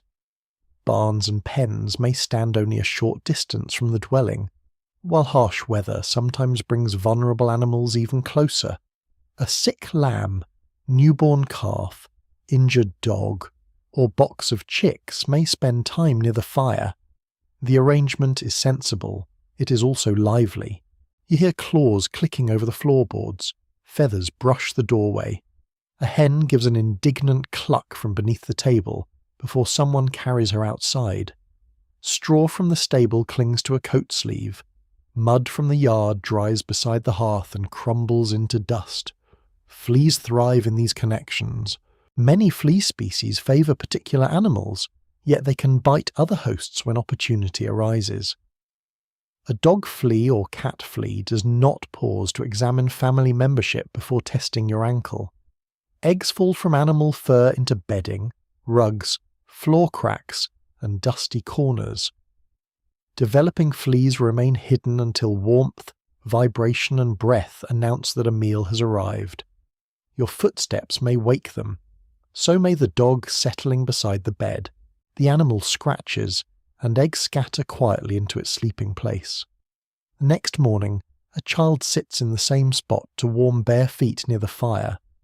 The chain requires no dramatic event. It unfolds through ordinary closeness. Cats create a different kind of traffic. The household values them because grain attracts mice, and mice destroy food. A skilled cat moves through the cabin, loft, barn, and woodpile. It slips beneath furniture, crosses bedding, and curls into any warm lap without requesting permission. You stroke one behind the ears. The fur feels soft on the surface and dusty underneath. The cat begins to purr, kneading the blanket with its paws. Then you notice a tiny dark speck moving along the pale hair near its neck. The cat notices your attention and leaves. This seems deliberate. Mice themselves carry fleas. They nest in wall spaces, stored straw, sacks, and roof thatch. Their paths connect hidden corners of the cabin with food stores and animal areas. When a rodent abandons a nest, fleas may seek another warm body. There is something unsettling about realizing that the scratching behind the wall is not merely a mouse. It is a small travelling household with passengers. Disagreement remains among historians of daily life over how often livestock actually shared human rooms in different frontier regions. Popular images sometimes show cabins filled constantly with chickens, pigs, children, and mud, while many families made serious efforts to keep animals outside. Climate, wealth, housing design, danger, and necessity all shaped the boundary. The truth is probably less picturesque and more practical. A horse does not usually stand beside the bed. A freezing puppy might. A hen may enter despite every rule. A goat may enter because goats consider doors to be suggestions. One memorable piece of animal lore involves placing chickens near bedding, because people believed the birds would eat insects. Chickens certainly peck at visible bugs, and a curious bird may remove a few. It may also leave feathers, droppings, mites, and complete confusion behind. You exchange one pest control problem for several smaller administrative problems. The household cat is more dignified but less interested in public service. The dog at least can be washed. You carry a basin outside again, this time preparing to clean its bedding. The animal watches from a distance, suspicious of all water-related activity. Its resting cloth is shaken hard. Dust rises. Fleas jump into the grass. Straw beneath it is gathered and burned or replaced. Ash may be rubbed into animal fur in the hope of drying or discouraging pests. Strong soap washes are used when weather permits. Herbal rinses appear again, filling the yard with the smell of mint, tobacco, or bitter leaves. Treating animals is difficult because they resist. A child can be persuaded to sit near the comb. A dog can run. A cat can become a cloud of claws and resentment. Livestock present larger challenges. Horses may suffer from lice and other external parasites, especially during cold months when their coats grow thick. Grooming with brushes and combs removes dirt and some insects. Harness, blankets, saddle pads, and stable bedding also need attention. You stand beside a horse and draw a stiff brush through its coat. Dust drifts in the sunlight. The animal's skin twitches beneath your hand. It stamps once, then relaxes. The brushing has a calm rhythm, long strokes across the shoulder and flank. Hair, dried mud, and tiny debris collect in the brush. The horse blanket hangs nearby. It carries sweat, hair, and the smell of leather. It may later be thrown over a rail, folded in a shed, or brought close to the cabin during bad weather. Every textile creates another bridge. Chickens have parasites of their own, including fleas, lice, and mites adapted to birds. Their nesting boxes can become crowded insect habitats. When nests are placed near walls or beneath porches, pests remain close to human sleeping areas. Fresh nesting material helps. So does clearing old straw, spreading ash, and exposing boxes to sunlight. Yet chickens return each evening, carrying the frontier back with them. By dusk the yard has been swept, animal bedding changed, and the dog's fur inspected again. You feel industrious. The dog feels persecuted. The cat has vanished entirely. Inside, the cabin appears calmer. Then the door opens, and the dog trots in with fresh burrs, dust, and the unmistakable confidence of a creature that has rolled in something mysterious. It heads directly for the hearth. You sigh, but let it stay. Outside, the night contains cold, predators, and distance. Inside, the dog offers warning and warmth. Its presence may bring fleas, but it may also save the household from danger. That is the constant frontier bargain. The useful thing is rarely clean. The warm thing may itch. The animal that carries pests also guards the child sleeping near the fire. You settle beneath the blanket while the dog circles beside the hearth. The cat returns silently and chooses the foot of the bed. Somewhere beneath the floor, a mouse begins its evening journey. The cabin fills with breathing from several species. You feel surrounded, protected, and slightly outnumbered. A flea bites near your ankle. You move your foot beneath the blanket, but you do not send the animals away. The cold arrives before dawn. It enters first through the spaces between the logs, then beneath the door, then through every place where cloth does not quite meet skin. Your breath becomes faintly visible above the blanket. The fire has collapsed into a shallow bed of embers, and the cabin has grown so quiet that you can hear frost tightening on the outside wall. You draw your knees toward your chest. The dog has moved closer to the hearth. The cat has moved closer to you. No one objects. In this weather, questions of dignity become less important than the location of available warmth. Winter seems, at first, like an ally against fleas and lice. Cold slows many insects. Flea development can decline sharply when temperatures fall, especially in exposed places. Eggs and larvae hidden in yards, animal bedding, or abandoned nests may fail to thrive. Outdoor cleaning feels more hopeful when the ground is frozen, and every breath suggests that nothing small could possibly remain active. Yet the cabin is not outdoors. Inside, bodies, fire, heavy clothing, animals, straw, and blankets create protected pockets of warmth. A louse living in the seams of a shirt does not experience the full force of winter. It remains close to the skin, beneath layers of wool and linen, where the temperature is considerably kinder. You reach under your coat and feel the trapped heat. A shirt lies beneath a waistcoat. A scarf closes the collar. Stockings disappear beneath trousers or skirts. Perhaps you sleep in much of this clothing because removing it would mean touching air cold enough to make your teeth ache. The result is a portable shelter. Lice can remain in garments worn day after day. Washing becomes harder when water freezes. Fabric dries slowly, and every item removed from use leaves someone less protected. A household may postpone a thorough cleaning because the only warm shirt cannot hang wet for 2 days. This is how winter offers an uneasy truce rather than a victory. Some fleas retreat, others wait near the hearth. Lice continue their quiet work beneath layers. The room becomes sealed more tightly as the weather worsens. Fresh mud is pressed into cracks. Cloth or moss is packed around openings. The door stays shut. Windows, when present, remain covered. Smoke lingers longer because ventilation means losing heat. The cabin air grows dense. It carries breath, damp wool, cooking grease, wood smoke, animal fur, and the sour smell of garments worn too long. Every odour seems to settle into the walls. You wake with a dry throat and a heavy head, but opening the door would invite a blast of snow across the floor, so everyone remains inside more often. Children play near the hearth. Adults mend tools, repair harness, spin, sew, scrape hides, prepare food, and perform whatever work can be brought under the roof. Clothing brushes against clothing. Blankets move from bed to bench and back again. The dog sleeps among boots. The cat crosses every lap.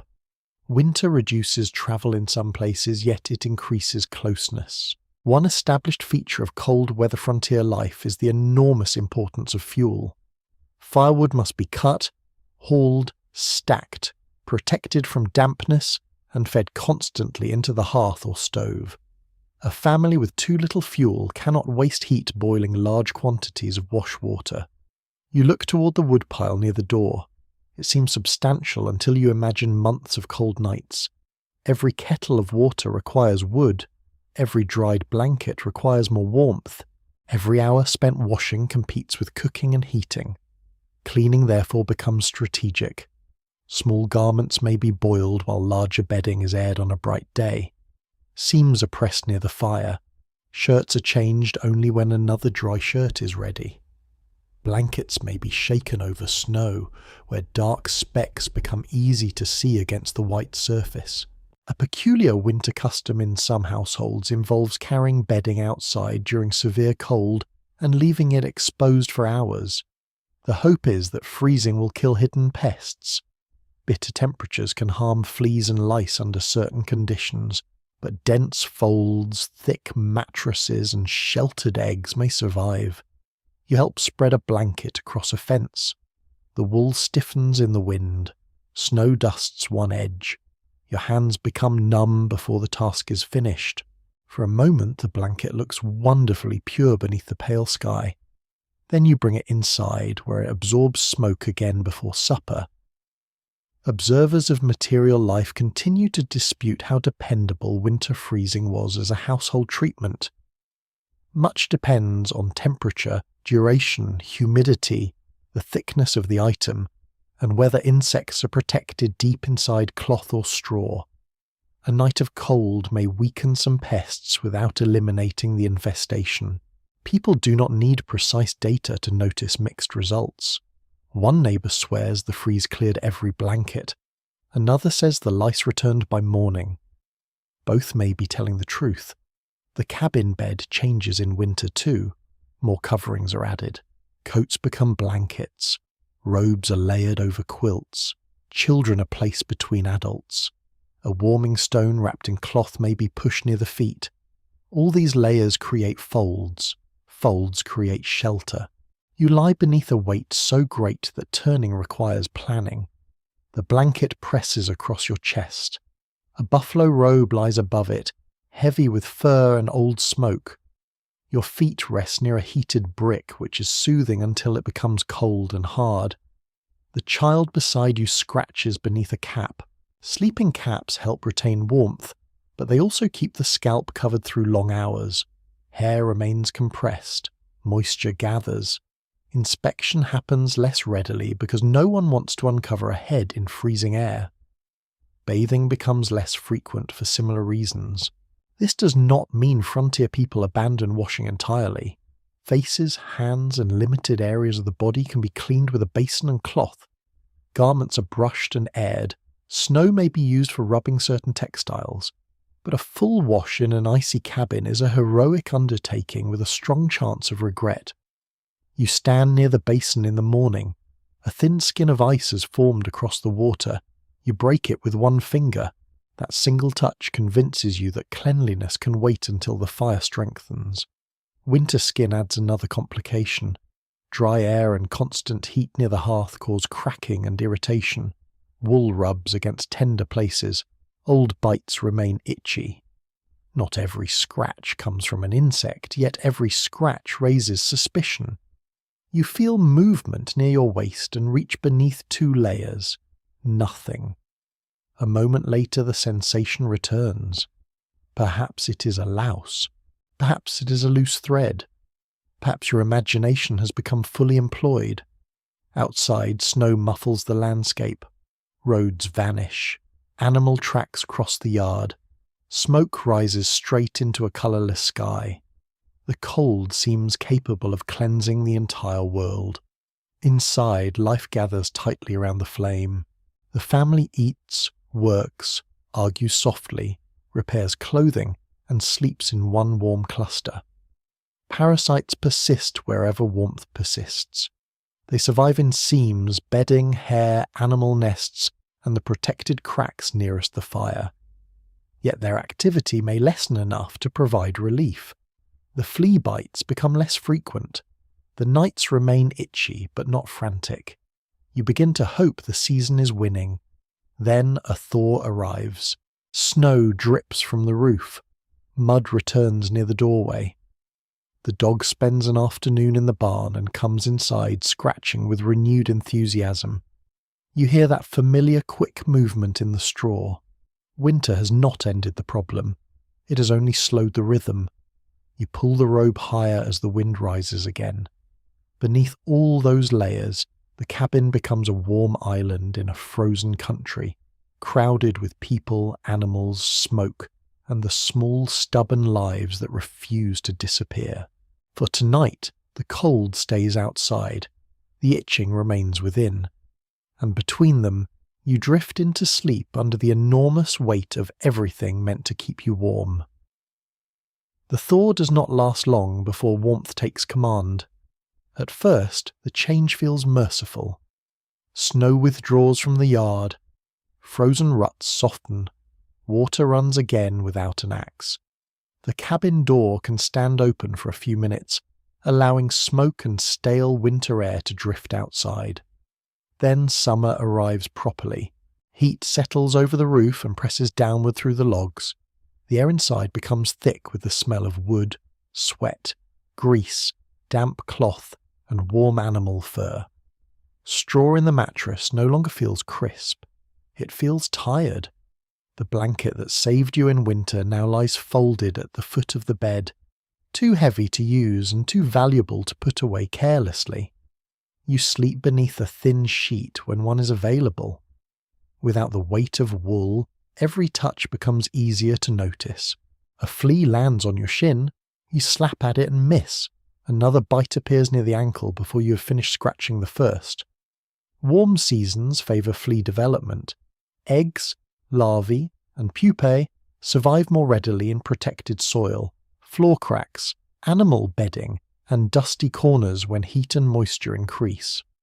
The insects that seemed subdued through winter can multiply quickly once conditions improve.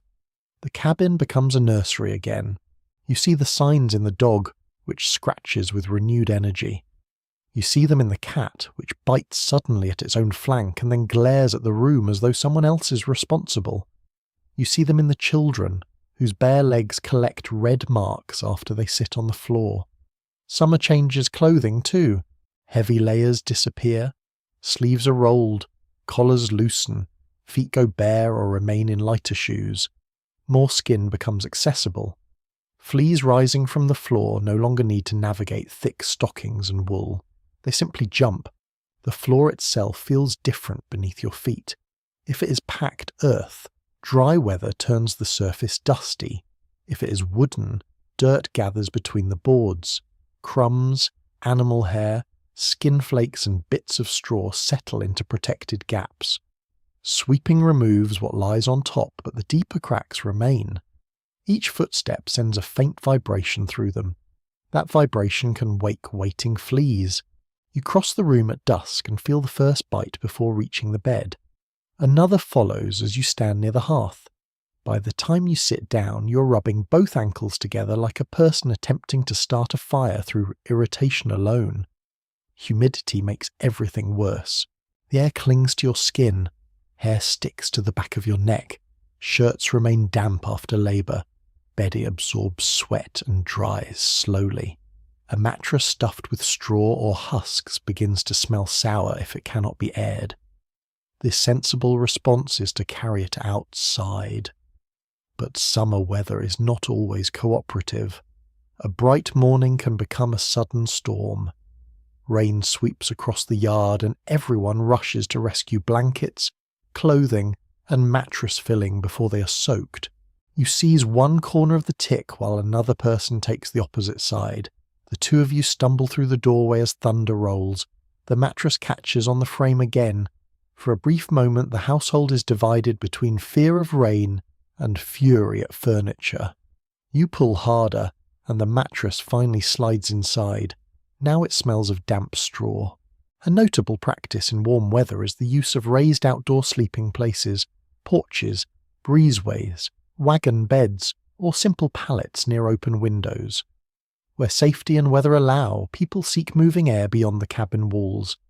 Sleeping outside can feel cooler, but it does not guarantee freedom from insects.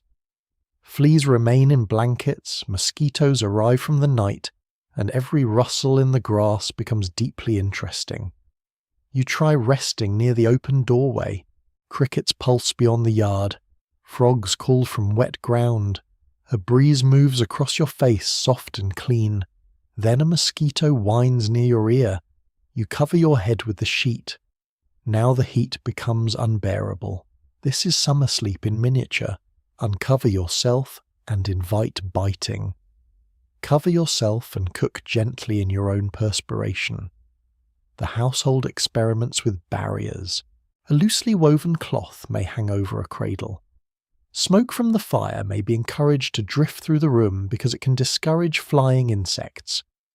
Aromatic plants are crushed again and placed near bedding.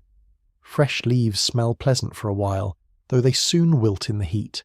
One especially strange bit of seasonal advice suggests rubbing exposed skin with strong-smelling mixtures, including vinegar, tobacco water, grease, or plant oils. The result may repel some insects while making the sleeper feel marinated. You lie down smelling sharply of mint and smoke.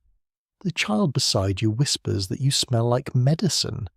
You decide this is probably better than smelling like supper. Experts in historical health continue to examine how much seasonal heat increased parasite numbers compared with other summer conditions, including travel, animal reproduction, crowded harvest labour, and less frequent indoor fires. The factors overlap.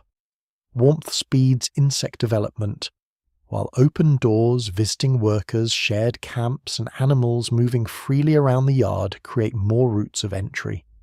The cabin is more connected to the outside world now. People come and go throughout the long daylight. Neighbours arrive to help with planting, fencing, building, or harvest preparation. Travellers stop more often because roads are open.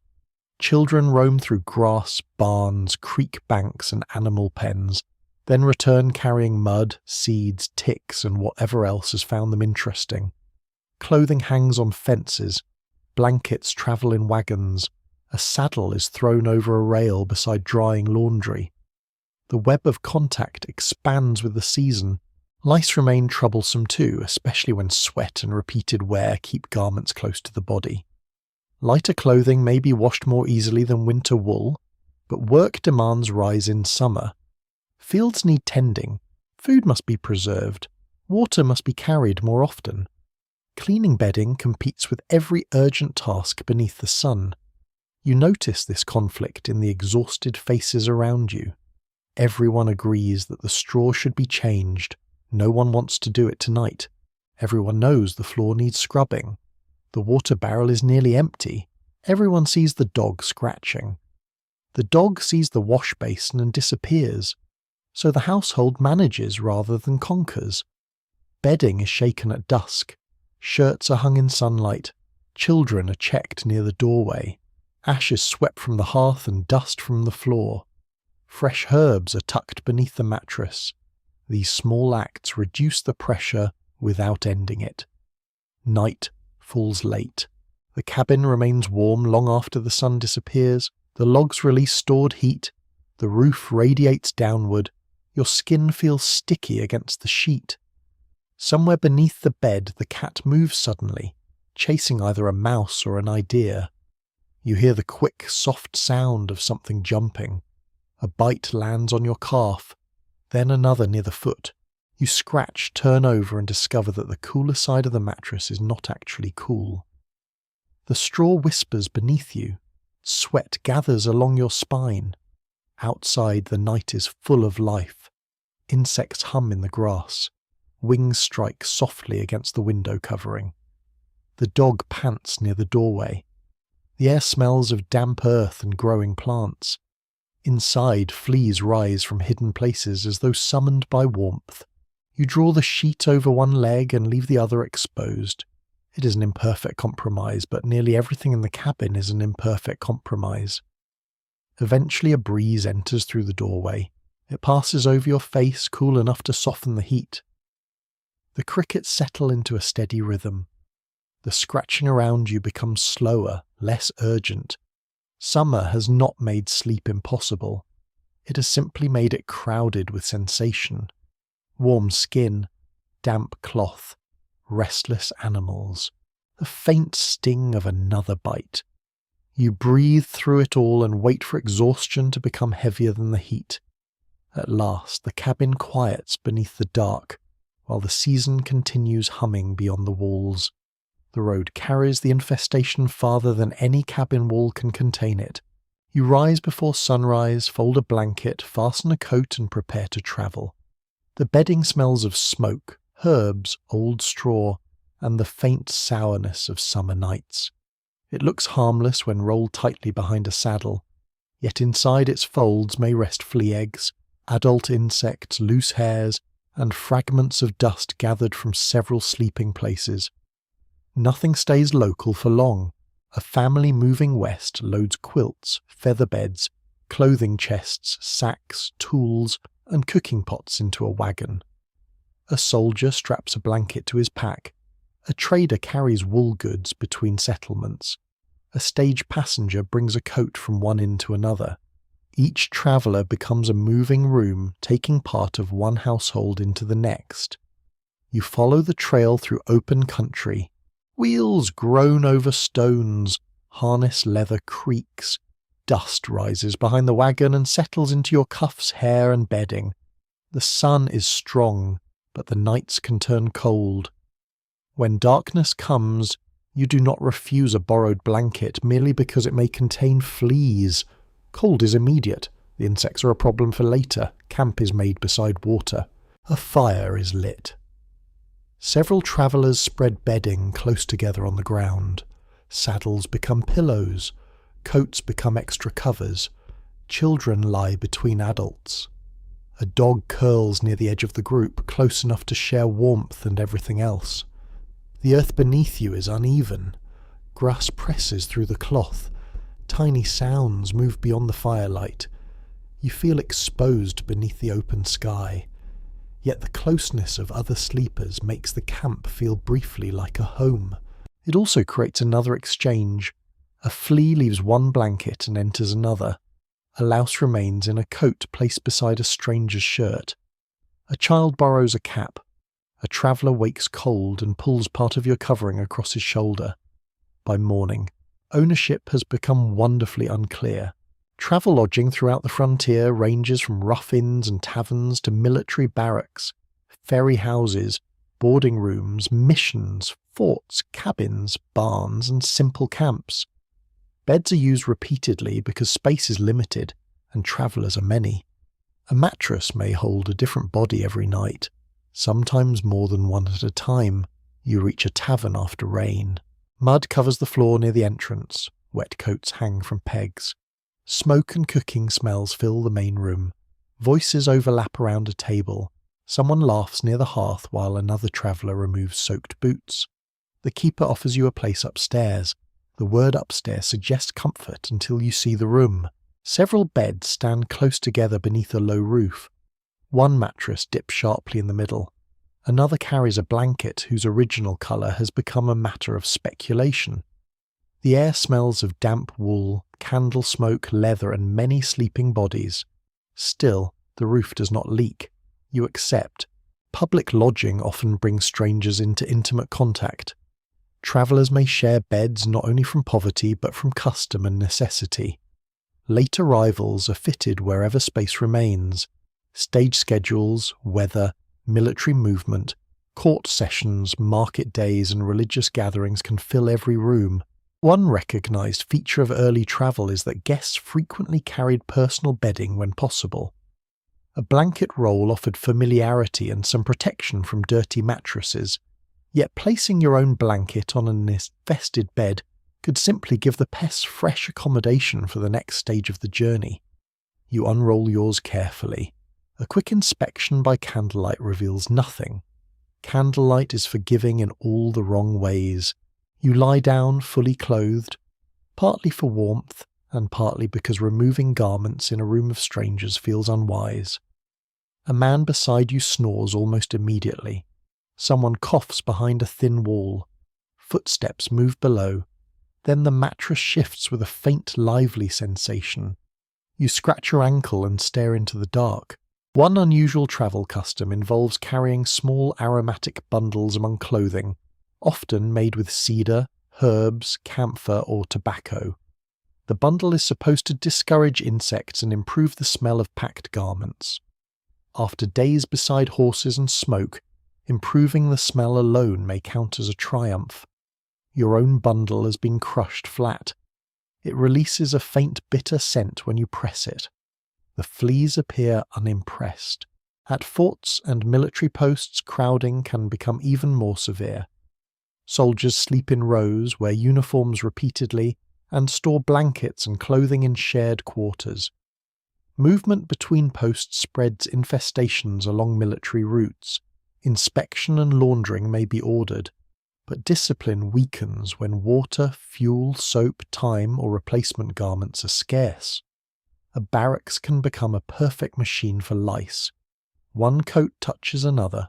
One bunk stands inches from the next. Men march, sweat, return, and sleep without fully changing. The insects move with the regiment. Specialists in frontier social history continue to debate whether inns and barracks were truly more infested than private homes, or simply more likely to be criticised in diaries. Travellers often blame unfamiliar lodging for bites noticed the next morning, even though the pests may have arrived in their own clothes. Complaining about a filthy inn is easier than admitting that your personal blanket has been carrying a thriving colony across 3 counties. You consider this while scratching beneath your collar. Perhaps the tavern gave you lice. Perhaps you brought them.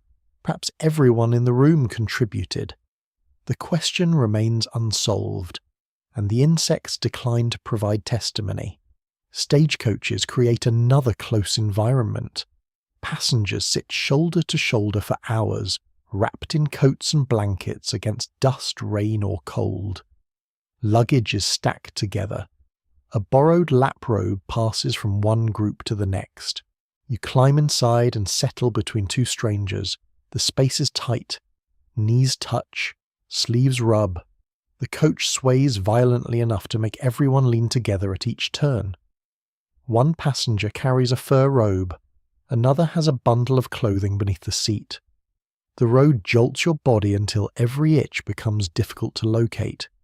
Was that a flea bite or the corner of a trunk? Did something crawl beneath the cuff, or did the coach shake? By the next stop you no longer care. Riverboats and ferries carry the same problem along waterways. Deck passengers may sleep near cargo or beneath simple coverings. Cabins are cramped. Blankets become damp. Travellers arrive from distant ports, bringing insects from settlements you have never seen. Parasites follow commerce. They move with cloth, hides, uniforms, bedding, workers, migrants, prisoners, sailors, and pilgrims. They do not care whether the journey is voluntary. Every route becomes part of their geography. Temporary labour camps add another layer. Harvest crews, miners, canal workers, lumbermen, hunters, and builders may sleep in rough shelters where bedding is shared or rarely washed. The work is exhausting, and tired people endure conditions they would reject at home. You enter a crowded camp after dark. Men and women lie on straw, boards, robes, or blankets near the fire. Boots line one wall, coats hang together. Someone points toward an empty space scarcely wider than your shoulders. You lie down. The person beside you shifts to make room. This small act of kindness opens another path for infestation. Yet refusing shelter is rarely sensible. The night outside contains rain, cold, wild animals, thieves, and the possibility of becoming lost. Fleas are irritating. Exposure can kill, so again, you choose warmth. By morning, you roll the blanket tightly and carry it onward. Dust clings to the outer cloth. Hidden life remains in the folds. You pass through another tavern, another camp, another cabin, and another shared room. Each stop adds something, a new smell, a new stain, a new story, perhaps a new flea. When you finally return to the frontier cabin, the family welcomes you near the hearth. Your blanket is placed beside theirs.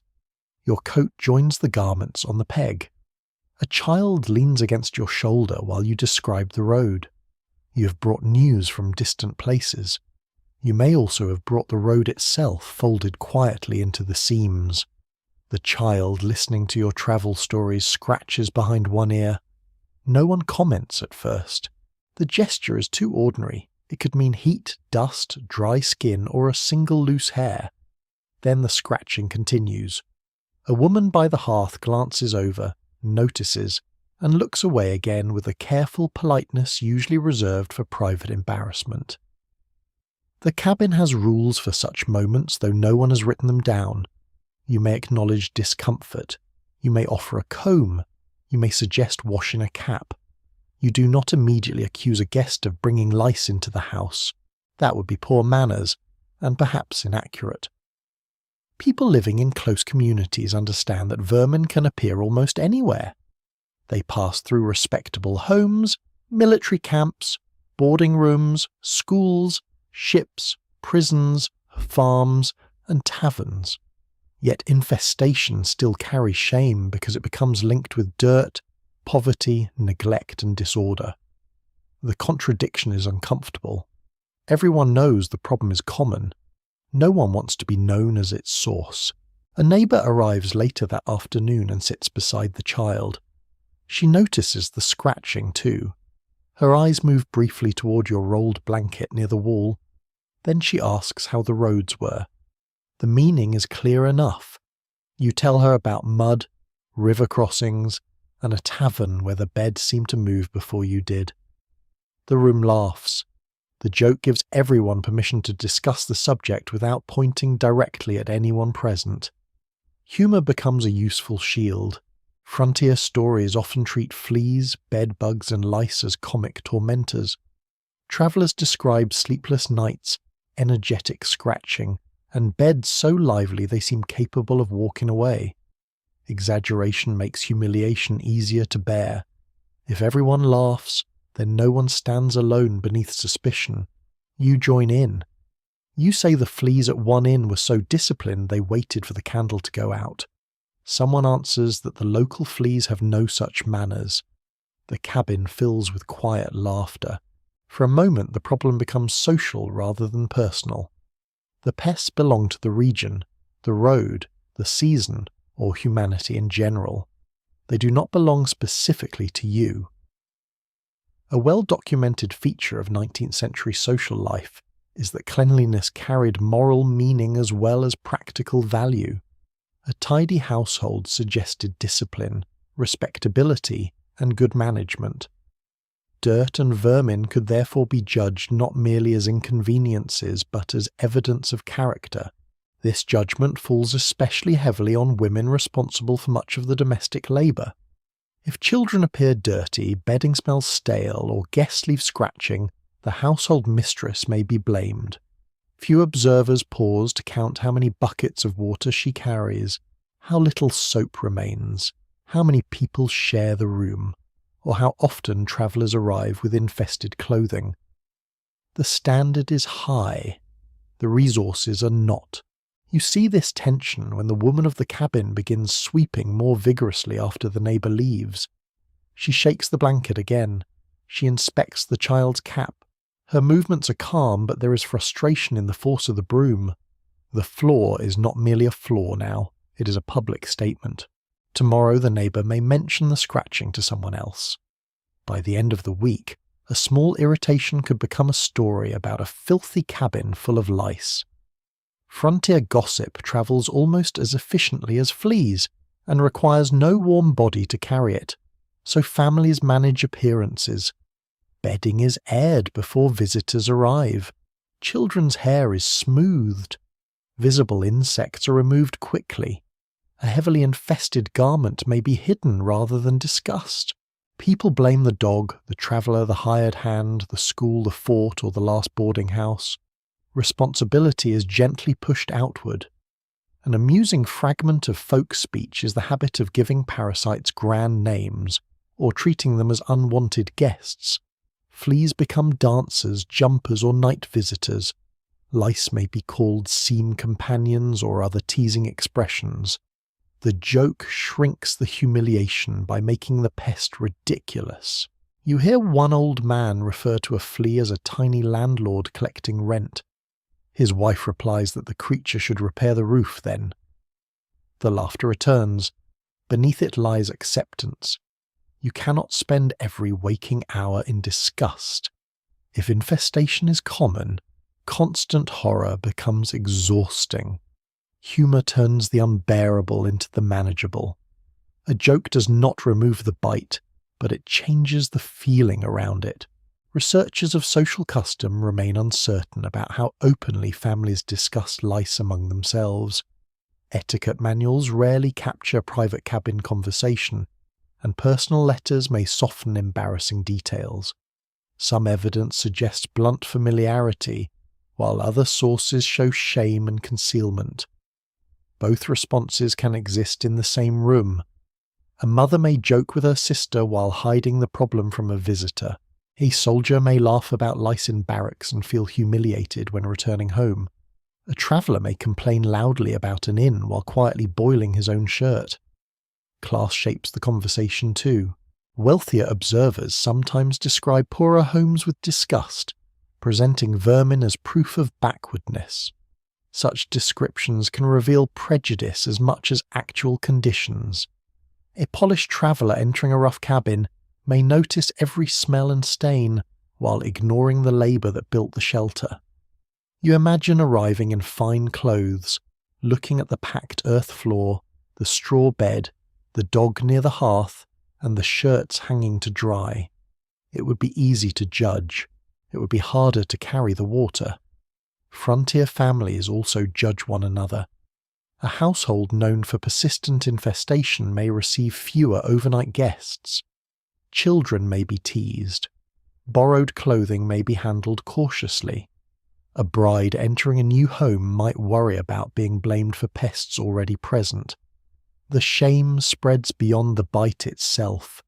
It touches reputation. This is why treatment often happens quietly.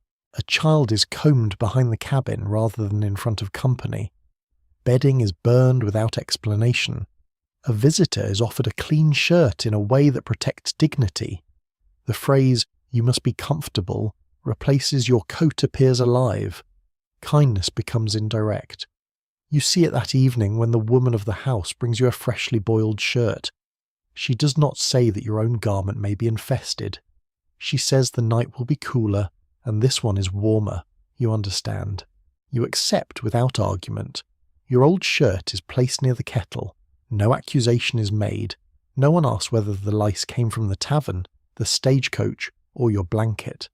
The household has chosen courtesy over certainty. Later, another joke passes around the fire. Someone says a truly lonely traveller is never alone once he owns a wool coat. The line is ridiculous, and everyone smiles. Then the room quiets. The child sits near the doorway while her hair is checked. The work is done gently, almost invisibly. Conversation continues around her so she does not become the centre of attention. You notice how much skill this requires. Removing pests is one task. Removing shame is another. Both depend on careful hands.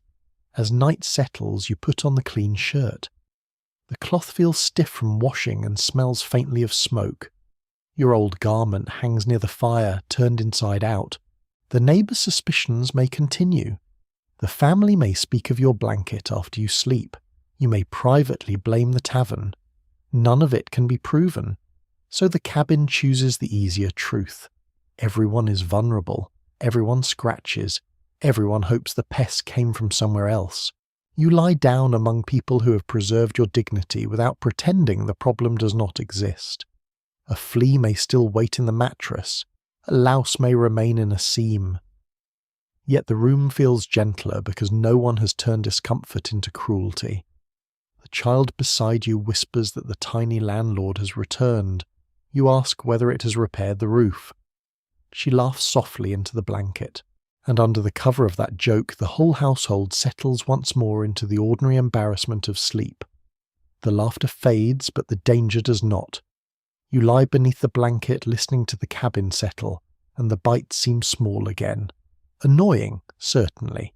Embarrassing, perhaps.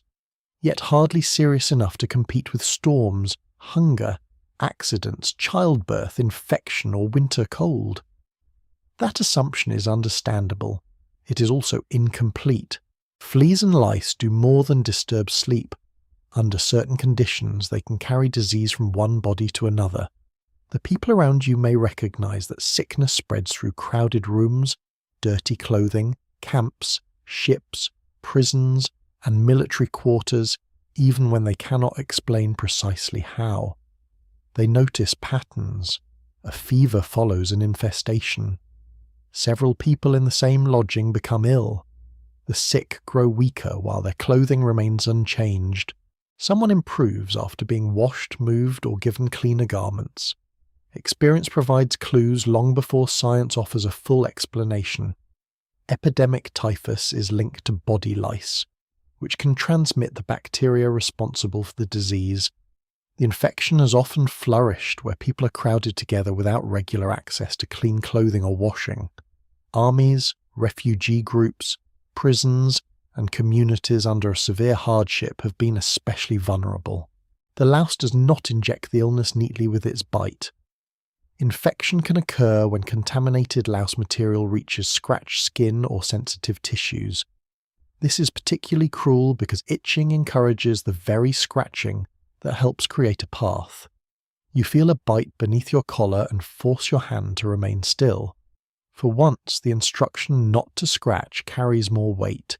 Of course, no one in the cabin speaks of bacteria. Germ theory has not yet become ordinary household knowledge in much of the frontier period. People may blame foul air, corrupted water, bad weather, divine judgment, bodily imbalance, exhaustion, or mysterious contagion. Some explanations are closer to reality than others. The idea of bad air, often called miasma, encourages ventilation and removal of filth, actions that can genuinely improve health even when the theory behind them is mistaken. Washing clothes and bedding may interrupt disease transmission without anyone understanding the louse as the carrier. Practical success does not always wait for perfect knowledge. You see this in the way a feverish traveller is treated. His coat is moved away from the bed. His shirt is changed if another can be found. Bedding is aired. A basin appears. The family opens the door despite the cold, hoping fresh air will clear whatever has entered the room. They may be treating odour. They may be treating spiritual unease. They may accidentally be reducing lice. A strange medical custom in earlier centuries involved fumigating clothing with smoke, sulphur, or strong herbs to drive away both disease and vermin. The treatment could leave garments nearly unwearable from the smell. Still, a shirt that reeks of sulphur may be safer than one alive with body lice, which is a sentence few modern wardrobes need to consider. Fleas carry their own darker associations. Certain flea species can transmit plague bacteria, especially when moving between infected rodents and people. Frontier cabins in North America do not exist under the same conditions as every historic plague region, and plague risk varies greatly by place and period. Yet rodent fleas remain capable of transmitting serious illness where the disease is present. The mouse behind the wall suddenly sounds less charming. You listen to its tiny feet crossing hidden wood. It is easy to imagine frontier people fearing visible pests while missing the invisible chain connecting rodent, flea, human, and fever. A dead rat may seem like good news until hungry fleas leave the body in search of another host. Disease does not announce its route. It arrives disguised as an ordinary bite. Experts continue to disagree about how often flea or louse-borne diseases affected isolated frontier households compared with crowded institutions and mobile populations. Records are incomplete, diagnoses are uncertain, and many fevers were described with broad names. A case called camp fever, jail fever, spotted fever, or nervous fever may conceal several different illnesses. The language shifts, the suffering remains. You sit beside the hearth the next morning while someone describes a family from a distant settlement who fell sick after taking in travellers. No one knows whether the cause was contaminated water, spoiled food, exhaustion, lice, or simple coincidence. Stories like this shape behaviour. Some households become cautious about strangers. Others insist on washing a visitor's clothing. Military officers order barracks cleaned. Communities burn infested bedding after outbreaks. Fear can produce useful action, but it can also produce blame. The sick traveller may be treated as morally unclean. A poor family may be accused of spreading disease. Immigrants, soldiers, prisoners, and displaced people often receive suspicion because they live in crowded conditions, even though hardship itself creates the danger. You notice how quickly concern becomes judgment. The same woman who offered you a clean shirt without accusation may hesitate before welcoming another traveller. She wants to be kind. She also has children sleeping in the room. Hospitality now carries an invisible risk. The frontier demands many such choices. Do you shelter a stranger from freezing weather? Do you bring a feverish neighbour near your fire? Do you lend a blanket that may never return clean? There is no safe answer. Refusal may cost a life. Acceptance may expose the household. Most people decide case by case, guided by compassion, fear, custom, and whatever memories trouble them most. Sanitation offers partial protection. though the word itself covers a great deal of labour. Waste must be carried away from living spaces. Water sources need protection from contamination. Food must be stored from rodents. Clothing and bedding require washing, heat, and sunlight. Floors must be swept. Animal areas must be cleared. None of these tasks is simple when the cabin stands far from reliable water and every hour is already claimed. One of the more revealing habits in health advice is the repeated instruction to whitewash walls, scrub bedsteads, and fill cracks. Whitewash can brighten a dark room and cover dirty surfaces. Cleaning the bed frame removes debris, while sealing gaps reduces shelter for pests. You run a hand along the log beside the bed. The surface is rough and broken by narrow openings. To seal every crack would require time, material, and constant repair. Mud dries and falls. Wood shifts with weather. Mice reopen passages. The cabin resists becoming airtight, smooth, or easily cleaned. That resistance shapes health. Illness may begin with something too small to see. A contaminated hand touches food. A flea leaves a mouse. A louse remains in a cuff. A scratch opens the skin. Then fever arrives, and the family has few tools to distinguish one cause from another. You imagine waking hot rather than itchy. The room spins, the blanket feels unbearable, your muscles ache, and the smoky air presses heavily against your chest. Someone brings water, someone places a damp cloth on your forehead, someone searches your clothing because they have learned, through rumour or experience, that